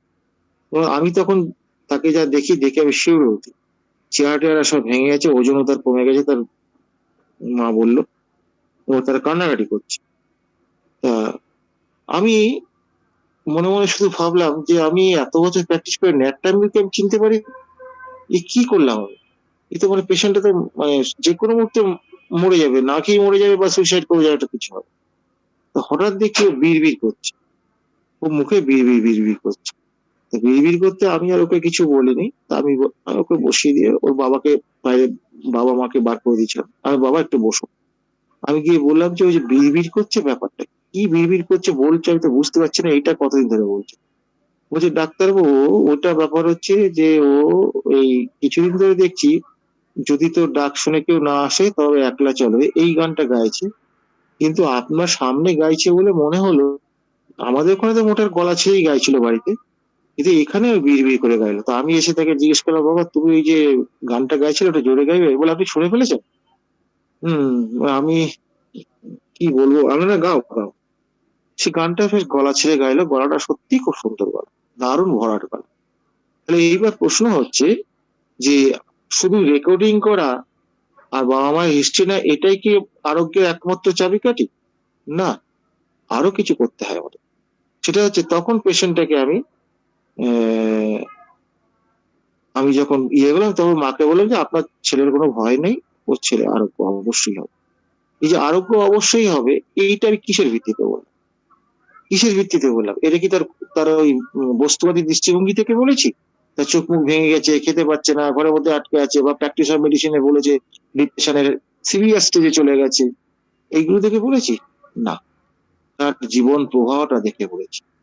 হ্যাঁ, লাইফ প্রিন্সিপালটাকে দেখে আমি বলেছি। হ্যাঁ, এই যে লাইফ প্রিন্সিপালটা দেখতাম, আমি লাইফ প্রিন্সিপালটা কে অ্যাডপ্ট করে? ম্যান অ্যাজ এ হোল, মানুষটাকে দেখে বলেছি। কি দেখে বলেছি? যে মানুষটা কয়েক মাস ধরে সে গান গাইতো না, যে গানের ছাত্র, সে গান গাইতো না, সে কিন্তু এই গানটা গাইতে শুরু করেছে। এই গানটা কে গাইছে? তার গলা গাইছে? না। কে গাইছে? মানুষটা গাইছে। মানুষটা বাইরের দিক থেকে যতই ধরনের আমি বস্তুটার দিক তার ডিটেরিয়েশন দেখি না কেন, এই যে মানুষটা গাইছে, গান হচ্ছে কি? গান তো একটা শক্তি। গান ভাষা, ভাষাও তো একটা ডায়নামিক, ভাষারও তো একটা ডায়নামিক পাওয়ার আছে। তাহলে এখানে যে ডায়নামিক পাওয়ারটা ডেভেলপ করেছে, সেটা বেটারের দিকে যেতে শুরু করেছে। এটা যখন আমি বুঝলাম, আমি পরিষ্কার বলে দিলাম আপনার ছেলে নিয়ে কোনো চিন্তা নেই, ঠিক হয়ে যাবে। এবং সে আলটিমেটলি ঠিকও হয়ে যায়। 3-15 বারই সংবাদ আসে, মানে দ্রুত গতিতে উন্নতি শুরু হয়েছে। তো এই যে ব্যাপারটা হচ্ছে কি, আমরা যদি ডায়নামিক লেভেলটাকে বেশি দেখবো, না ওই টাইফয়েডটা পোকাটা আগে হলো না পরে হলো, বা ওর কি কি ইনকিউবেশন পিরিয়ড কি, অমুক কি অমুক কি, এইগুলো কি দেখবো? ওগুলো দেখবো না, এই কথাই বলছি না, কিন্তু ওইটাই ভাইটাল নয়। ওইটা আমরা তখনই দেখবো যখন আমরা ডায়নামিক পেনকে সাহায্য করবে। যদি না করে আমরা ওটাকে ইগনোর করবো। আর আমাদের প্রত্যেকটা অ্যালার্ট সাবজেক্টে যে জিনিসগুলো আছে, সেগুলো আমাদের প্রয়োজন অনুসারে আমরা ব্যবহার করব। যদি সেটা আমাদের ডায়নামিক পাওয়ারকে বা ম্যান অ্যাজ এ হোলকে যদি সাপোর্ট করে, তাহলে আমরা করবো। ফলে এই যে কেসটা যেটা আমি বললাম, এখানে কিন্তু দেখুন, যদি আমার এই ডায়নামিক পাওয়ার সম্বন্ধে বা ম্যান অ্যাজ এ হোল সম্পর্কে যদি আমার ধারণা না থাকতো, তাহলে কেসটা আমি ছেড়ে দিতাম আলটিমেটলি পেশেন্টটা অন্য কোনো কাছে পাল্লায় পড়ে কি হতো বলা মুশকিল। তার ফলে বুঝতেই পারছেন, শুধুমাত্র কেস রেকর্ডিং নয়, শুধু ম্যাথমেটিক অ্যানালাইসিস নয়, হ্যাঁ, তার সঙ্গে মাঝামাঝি পাশাপাশি এটাও আমাকে দেখতে হবে যে ফলো আপের ক্ষেত্রে আমরা সঠিক মূল্যায়ন করতে পারছি কিনা। এই সঠিক মূল্যায়নটা যদি না করতে পারি, পেশেন্টকে ডাঙায় তুলতে পারবো না। এইটা হচ্ছে আমাদের মূল্যায়ন। আজকে এইটুকু বলে শেষ করছি, কারণ এটা বলতে গেলে কয়েক ঘন্টা আমি এটা নিয়ে বলতে পারবো, এই বিষয়টা নিয়ে। এই সাবজেক্টটা এত ইন্টারেস্টিং, কিন্তু যেহেতু আজকে মূল সাবজেক্ট থেকে আমরা একটু সরে গেছি, হ্যাঁ, আর আজকে আমাদের তো তপন স্যার আসতে পারলেন না। তপন স্যার এর খবর পাঠিয়েছেন, দেখলাম, চেষ্টা করেও পারেনি। সেটা আমাদের খুব দুঃখজনক ঘটনা। আমরা আগামী দিনে ক্লাস দেবো। আমি আশা করি সৈফ স্যারের প্রশ্নের উত্তরটা মনে হয় কিছুটা দিতে পেরেছি, কিন্তু এদিকে তো আবার বেজেও গেল, 12টা বেজে গেছে। কিছুটা কি উত্তর দিতে পেরেছি? হ্যাঁ বলছিলাম স্যার, তাহলে ওই ন্যাটামিরের পেশেন্টটাকে কি আর কোনো মেডিসিন দিতে হয়েছিল? কই এটা তো বললেন না। না ওটাই? ওটার কেসটা কিন্তু আলোচনা করছি না। আমি তাকে বললাম যে ওই মেডিসিনে আরোগ্য হয়েছে, পরবর্তীকালে দিতে হয়েছিল, আরেকবার দিতে হয়েছিল। পেশেন্টটা নর্মাল হেলথে রিটার্ন করেছিল এবং আবার কলেজে ভর্তি হয়েছিল। তারপরে আর যোগাযোগ এখন নেই, নর্মাল লাইফে চলে এসেছে। ফলে এই যে জায়গাটা, যেটা এইটা তো বুঝতে হবে যে আমি কি বুঝছি, আমি মানে ডায়নামিক পাওয়ারটাকে আমি বুঝতে পারছি কিনা। আর ডায়নামিক পাওয়ারটা তো কেরিয়ার, এবং সেই ডায়নামিক পাওয়ারের এফেক্টটা তো আমাদের মনের মধ্যে পড়বে, শরীরের মধ্যে পড়বে। এবার কোনটা পড়েছে, কোন কিভাবে পড়েছে, এই জাজমেন্টটা যদি আমরা না করতে পারি, তাহলে কিন্তু আমরা আটকে যাবো। হোমিওপ্যাথিটা খুব সহজ নয়, এবং এক কথায় বলবো যে এখনো শিখছি, এখনো ছাত্র সুলভ মানসিকতা নিয়েই শিখছি।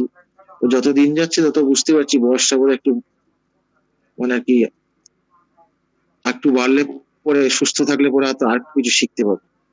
ফলে এবং আমাদের এইখানে সেই চেষ্টাটাই আমরা করছি আমাদের হোমিও দর্পণে। আমরা কেউ এখানে মাস্টার নয়, আমিও, এবং করেন সবাই ছোট, জুনিয়র অথবা সিনিয়র, এই এই এই এটা চলছে। এখানকার আলোচনার বিষয়বস্তুটা এইভাবেই চলছে স্যার। জি স্যার, আপনাদের কাছে অনেক কিছু শিখলাম স্যার। আমিও আপনাদের কিছু বললাম।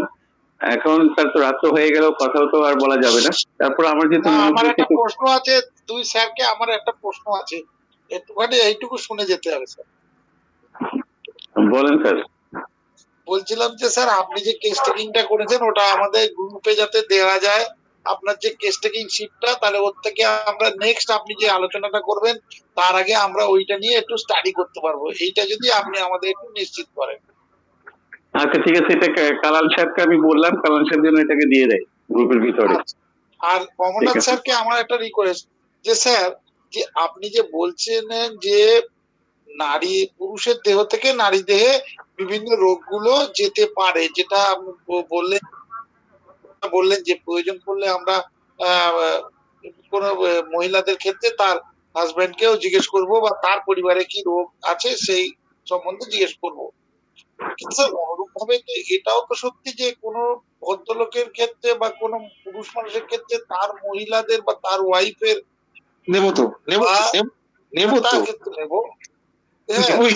এবারে স্যার আরেকটা জিনিস, এবার এইটা যদি নিতে হয় তার মানে আমাদের এটা দুই ক্ষেত্রেই প্রয়োজন, যে কোনো সেক্সুয়াল ট্রান্সমিটেড ডিজিজ বলুন বা এই যে বিভিন্ন মায়াজমের বা বিভিন্ন এই সিফিলিস গনোরিয়া এই যে ধরনের ডিজিজ গুলো, এগুলো আমাদের নারী দেহ থেকেও পুরুষ দেহে যায়। হ্যাঁ অবশ্যই, এটা হচ্ছে দেখবেন ওই অবশ্যই অবশ্যই অবশ্যই যায়। এটা এটা not only sexual transmitted disease, এটা মায়াজম কিন্তু তখন একটা অ্যাক্টিভ ওই ডিজিজ স্টেজে থাকে না, যে ফরম্যাটে থাকে সেই সেই- ফরম্যাটে যাবে। বুঝতে এটা পেরেছি, তখন সেই কিন্তু format যে সিফিলিস stage এ হিসেবে থাকে, যাচ্ছে যে না, stage এ থাকে, যে যে stage এ স্টেজে থাকে, থাকে সেই stage এ যাবে। একদম একদম একদম একদম সে একদম। সিফিলিস হিসেবে যাচ্ছে না, সে গনোরিয়া হিসেবে যাচ্ছে না, সে সাইকোসিস হিসেবে যাচ্ছে, সে একদমই স্যার, একদম সিফিলিটিক এটা মায়াজম স্যার হিসেবে বুঝতে যাচ্ছে। পেরেছি, এটা স্যার বুঝতে পেরেছি, পুরো আচ্ছা একদম আচ্ছা, আর যে একটা স্টেজে যেটা থাকবে সেই স্টেজে একদম।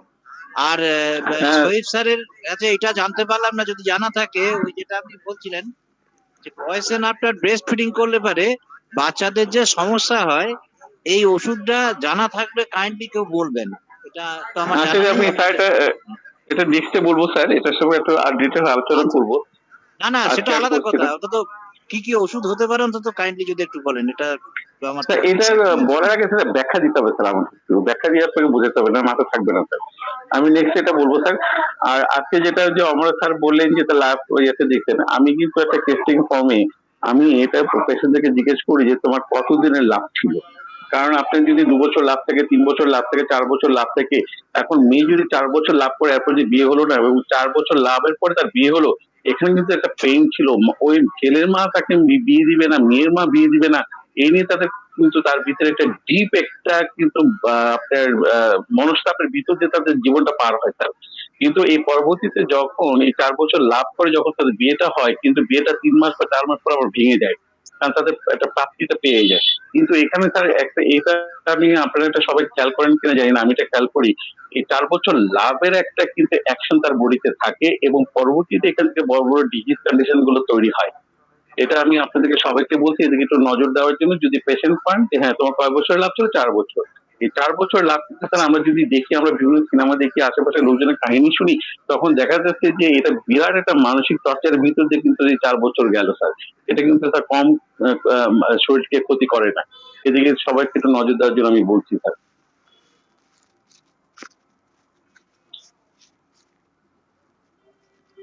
ধন্যবাদ অমরনাথ স্যার। স্যার। হুম,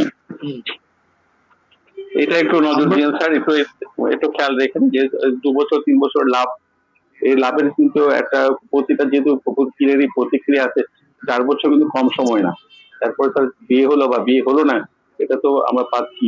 কিন্তু এই 4 বছর লাভ হওয়ার পর বিয়ে হলো, বিয়ে হওয়ার পর তার ডিজিজ কন্ডিশন গুলো কিন্তু মনস্তাপের ভিত্তিতে ট্রান্সফার হয়ে আসে। এগুলো তো আমরা তো সর্বোচ্চ গুরুত্ব দিই এগুলো। হ্যাঁ, কিন্তু এটা সর্বোচ্চ সবাইকে বলা উচিত যে যে লাভ স্টেজটা, লাভ স্টেজ যেটা 4 বছর করলো, এই 4 বছর কিন্তু মনস্তাপ কিন্তু কম না কিন্তু তার। না, এটা তো আমরা এখানে আলোচনা হয়, তো আমরা তো মাঝে মাঝে বিভিন্ন দিক থেকে আলোচনা করি, এটা হচ্ছে এক্সাইটিং ফ্যাক্টর, তো এটাকে তো বাদ দেওয়া যাবে না। তো এটা আচ্ছা, সর্বোচ্চ। আমারও একটা এখন মনে হলো একটা কথা বলি, তারপর এটা নিয়ে একটু মানে চিন্তা ভাবনা করাও দরকার। আচ্ছা, এই যে আমরা লাভটা বলি, তাহলে লাভ করার পরে যখন দেখা যায় যে একজন আর একজনকে ত্যাগ করছে, তখন অ্যাসিড ছুঁড়ে মারলো, এ কেমন লাভ? এই লাভই করলাম, তাহলে এই অ্যাসিড ছুঁড়ে মারছে কি করে? স্যার এটা তো সিফিলিটিকও লাভ করে স্যার, সিফিলিটিক পেশেন্টও লাভ করে স্যার, তাকে তো না না, সে ক্ষতির হলো, দিকে থাকে সে স্যার। তো হলো, তাহলে কি লাভ হলো?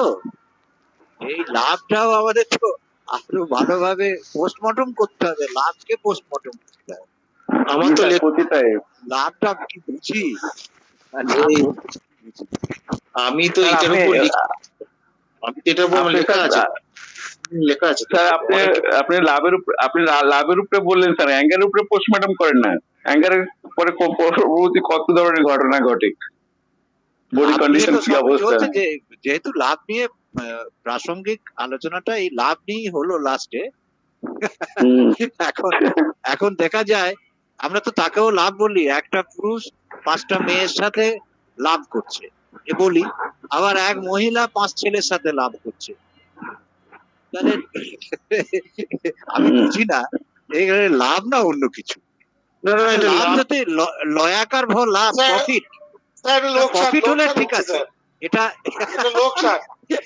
এগুলো লোভ লোভ। এলওভি লাভ। আমি এই লাভের ডেফিনেশনটাই এখনো পর্যন্ত বুঝে উঠতে পারলাম না। আকার এলওভি উপর- লাভ। আকার আকার ওপারে আকার আকার দিতে গিয়ে ওকার হয়ে গেছে। স্যার লাভ আর লাভটা স্যার, ওই হ্যাঁ, হ্যাঁ। গন্ডগোল। আচ্ছা স্যার আরেকদিন আলোচনা করবো স্যার, এসব আপনাদের কথা বলতে ভালোই পারভার্টেড লাগলো স্যার। সেক্স, এ লাভ না হাতি, পারভার্টেড সেক্স এসব। অনেক লাভ কিছু এটা স্যার, অনেক স্যার। বড় জিনিস। হ্যাঁ, এটা আমার- অনেক বড় জিনিস। না, স্যার। লাভ অনেক বড় জিনিস, কারো ক্ষতি করবে না লাভ। সিপিলিটি মায়াজম এইসব না। লাভ একটা ইমোশন, এটা Emotion. সরি। এটা স্যার সরি। ইমোশনের, স্যার ইমোশনের কিন্তু একটা বয়স থাকে স্যার। এই লাভের বয়সটা কিন্তু স্যার, এটা কিন্তু 40-তে যা হবে না, 50-তে 58-এ যা হবে না। ও একটা এটা আচ্ছা, একটা আপনার- মেয়ে ছাড়া কি, এটা- একটা ছেলে কি একটা মেয়ে ছাড়া আর কিছু ভালোবাসতে পারে না? তার কি ভালোবাসার আর কিছু নেই? হ্যাঁ আমরা থাকতে পারে। শুধু ওই ছেলে মেয়ের মধ্যে ভালোবাসাটাকেই আমরা প্রাধান্য দিচ্ছি। সে একটা না বিড়াল এটা মরে আমরা গেলে প্রাধান্য, বলো, না স্যার ওটা তো আমরা স্যার পিউবার্টি আসার পর থেকে, পিউবার্টি যখন আসে তখন সে যেটার উপরে স্যার নেশাগ্রস্ত হবে সেটাই চলে যাবে স্যার।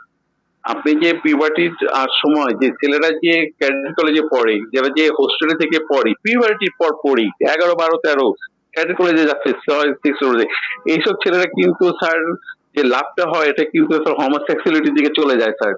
এদিকে খেয়াল করুন, যেসব ছেলেরা 16 বছরে আর্মিতে চলে গেল, 16 বছরে পুলিশে চলে গেল, তারা কিন্তু পারভার্টেড সেক্সের দিকে চলে যায়, তারা তো হোমোসেক্সের দিকে চলে যায় স্যার। এদিকে আপনাকে খেয়াল রাখতে হবে স্যার। এই জন্য ওই সময়টুকু কিভাবে পার করলো আফটার 12 and আফটার 22, এই বয়সটুকু বা 25, এই বয়সটুকু কেমন পার করলো সেটা কিন্তু স্যার বেশি একটা বিশাল ফ্যাক্টর স্যার। এটা কিন্তু আপনি এরকম পেশেন্ট পেয়েছি যে মেয়ে বাচ্চা কনসেপ্ট করছে না, তখন তার লাইফ স্টাইল নিলাম, তার হাজবেন্ডের লাইফ স্টাইল, তোমার হাজবেন্ড তো একটা তোমার সামনের অংশই সে পছন্দ করে না, তোমার হিপ দেখে তোমার সাথে সেক্সুয়ালিটি করে। হ্যাঁ বা স্যার আপনি তো ঠিকই বলছেন, এটা আপনি কিভাবে বুঝলেন স্যার? আমি কি ভালো, তোমার হাজবেন্ড যদি ঘরে এসে যদি কোনো বন্ধু বান্ধব ডাক দিতে, সে চট করে সমস্ত কাজ ফেলে দিয়ে চলে যায়, তার মানেটা কি? সে হোস্টেলে বড় হয়েছে। হ্যাঁ স্যার সে তো হোস্টেলেই পড়েছে, তাহলে হোস্টেলে পড়েছে, তাহলে তোমার হাজবেন্ডটা হোমোসেক্সুয়ালিটিতে জড়িত, সুতরাং তুমি এখান থেকে মা হওয়ার আশাটা তোমার খুব ক্ষীণ। তুমি যদি পরিবর্তন না করো সেটা তোমার খুব ক্ষীণ হয়ে যাবে। কিন্তু স্যার এদিকে আমাদের খেয়াল রাখতে হবে যে এই ধরনের ইমোশনাল তৈরি হবে 12 to 25। এরপরে স্যার যেটা হয় 45 এর অনেকে প্রেম করে, অনেকে লাভ করে, এটা স্যার লোভ স্যার। আমি অনেকে বলি যে 40 হয়েছে তো সাবধানে থেকো 50 পর্যন্ত, এই সময় বিভিন্ন মেয়ে মানুষের পাল্লায় পড়ে যাবে, কিন্তু এই সময় নিজেকে কন্ট্রোল করতে পারবে না, তখন দেখবে যে এই সংসারও ভাঙবে, ওই সংসারও তুমি ধ্বংস করবে। সুতরাং লাইফটাকে ধ্বংস করো না। এবার স্যার আমাদেরকেও চিকিৎসার পাশাপাশি আমাদেরকে যে মোটিভেশনাল কথাগুলো কিন্তু পেশেন্টদেরকে বলতে হবে স্যার। বুঝতে পারছেন স্যার? স্যার না না ঠিকই আছে। এখন আমাদের যেটা মানে আইসোলেশন করতে হবে লাভ আর পারভার্টেড সেক্স।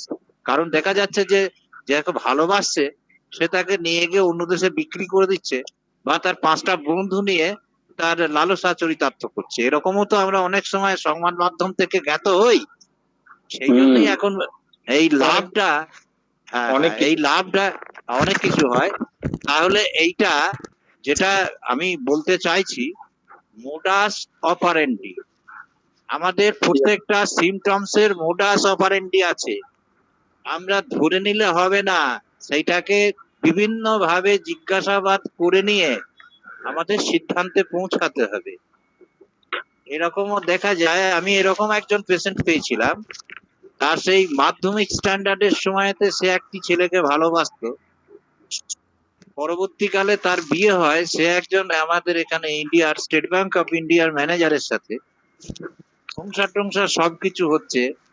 তা এই আমরা যখন কেস টেকিং করি তখন তো বিভিন্ন ইমোশনাল জায়গাগুলো তৈরি হয়, রাগ হয়, দুঃখ হয়, কেঁদে ফেলে, কাঁদবার জন্য টাইম দিতে হয়। সেখান থেকে বের করেছিলাম যে সময়তে আমি সেই পেশেন্টকে দেখি, তার তখন একটি ছেলে একটি মেয়ে, তারা বেশ বড় হয়েছে, মানে ধরুন বড়টার হয়তো 6-8 বছর হবে আর ছোটটার আরো 2-3 বছরের কম হবে।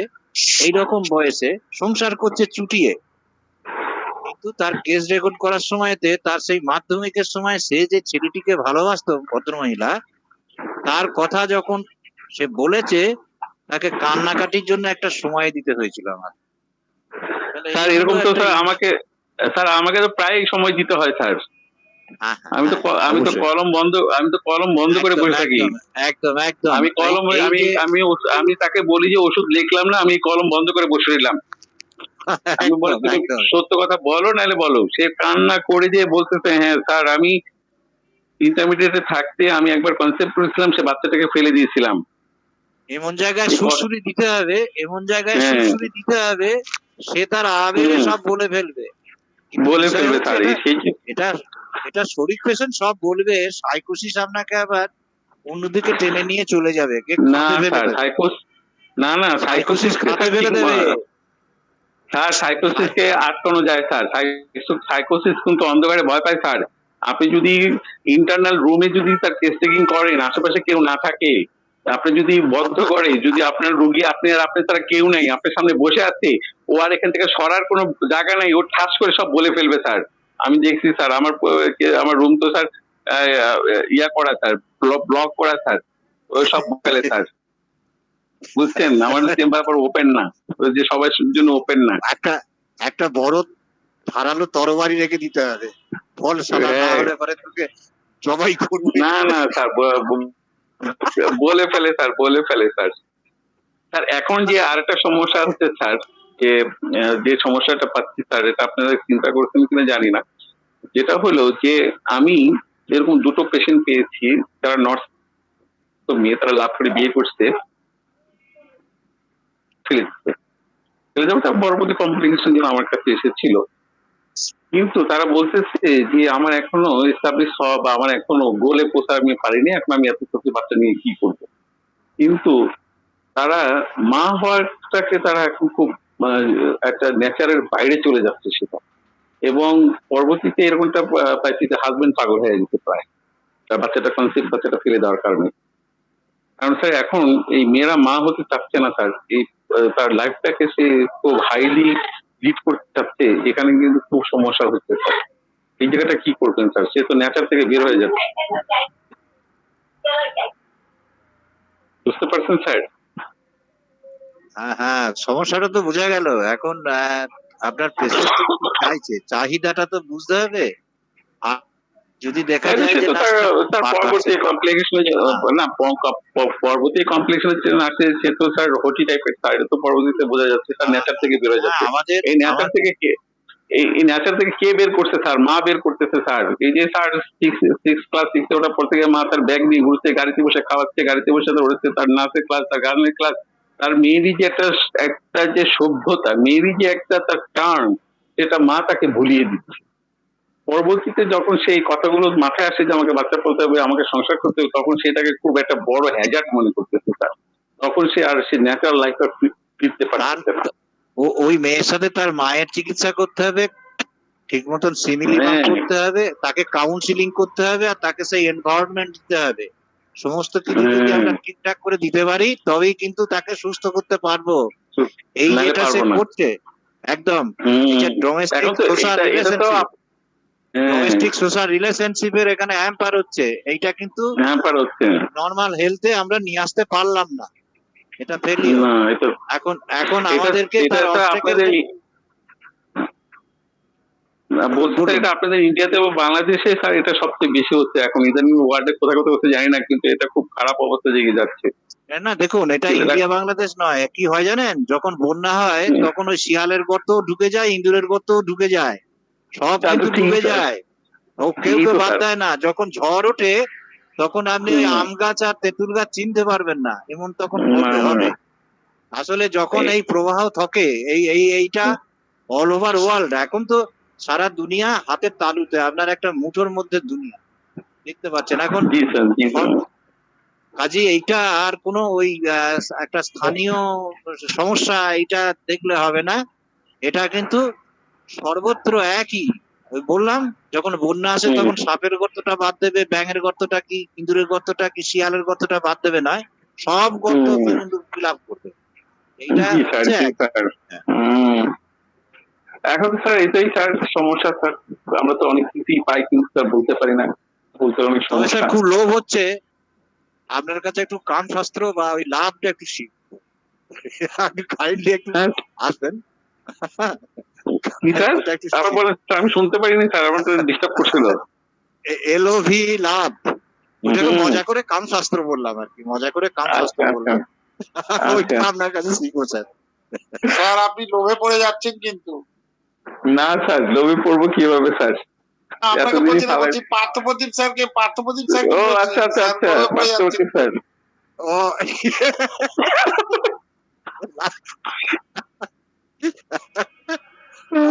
কিন্তু তাড়িয়ে তাড়িয়ে উপভোগ করছে পুরা, আর কোনো সাড়া দিচ্ছে না। ওর কাছে না না না না, ওর স্যার অনেক ভালো বল। না না, ডিস্টার্ব করলে হবে না স্যার। স্যার যে পার্থ স্যার যে বলছিলেন যে মহিলা কান্না করেছিল, তারপর থেকে একটু শুনতে চাচ্ছিলাম। সাহিদ স্যার তো মাঝে বন্ধ করে দিলেন, পরে তো শুনতে পারলাম।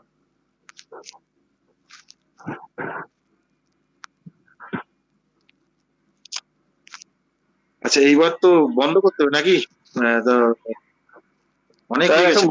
হ্যাঁ অনেক হয়ে গেছে, 12টা 18 স্যার।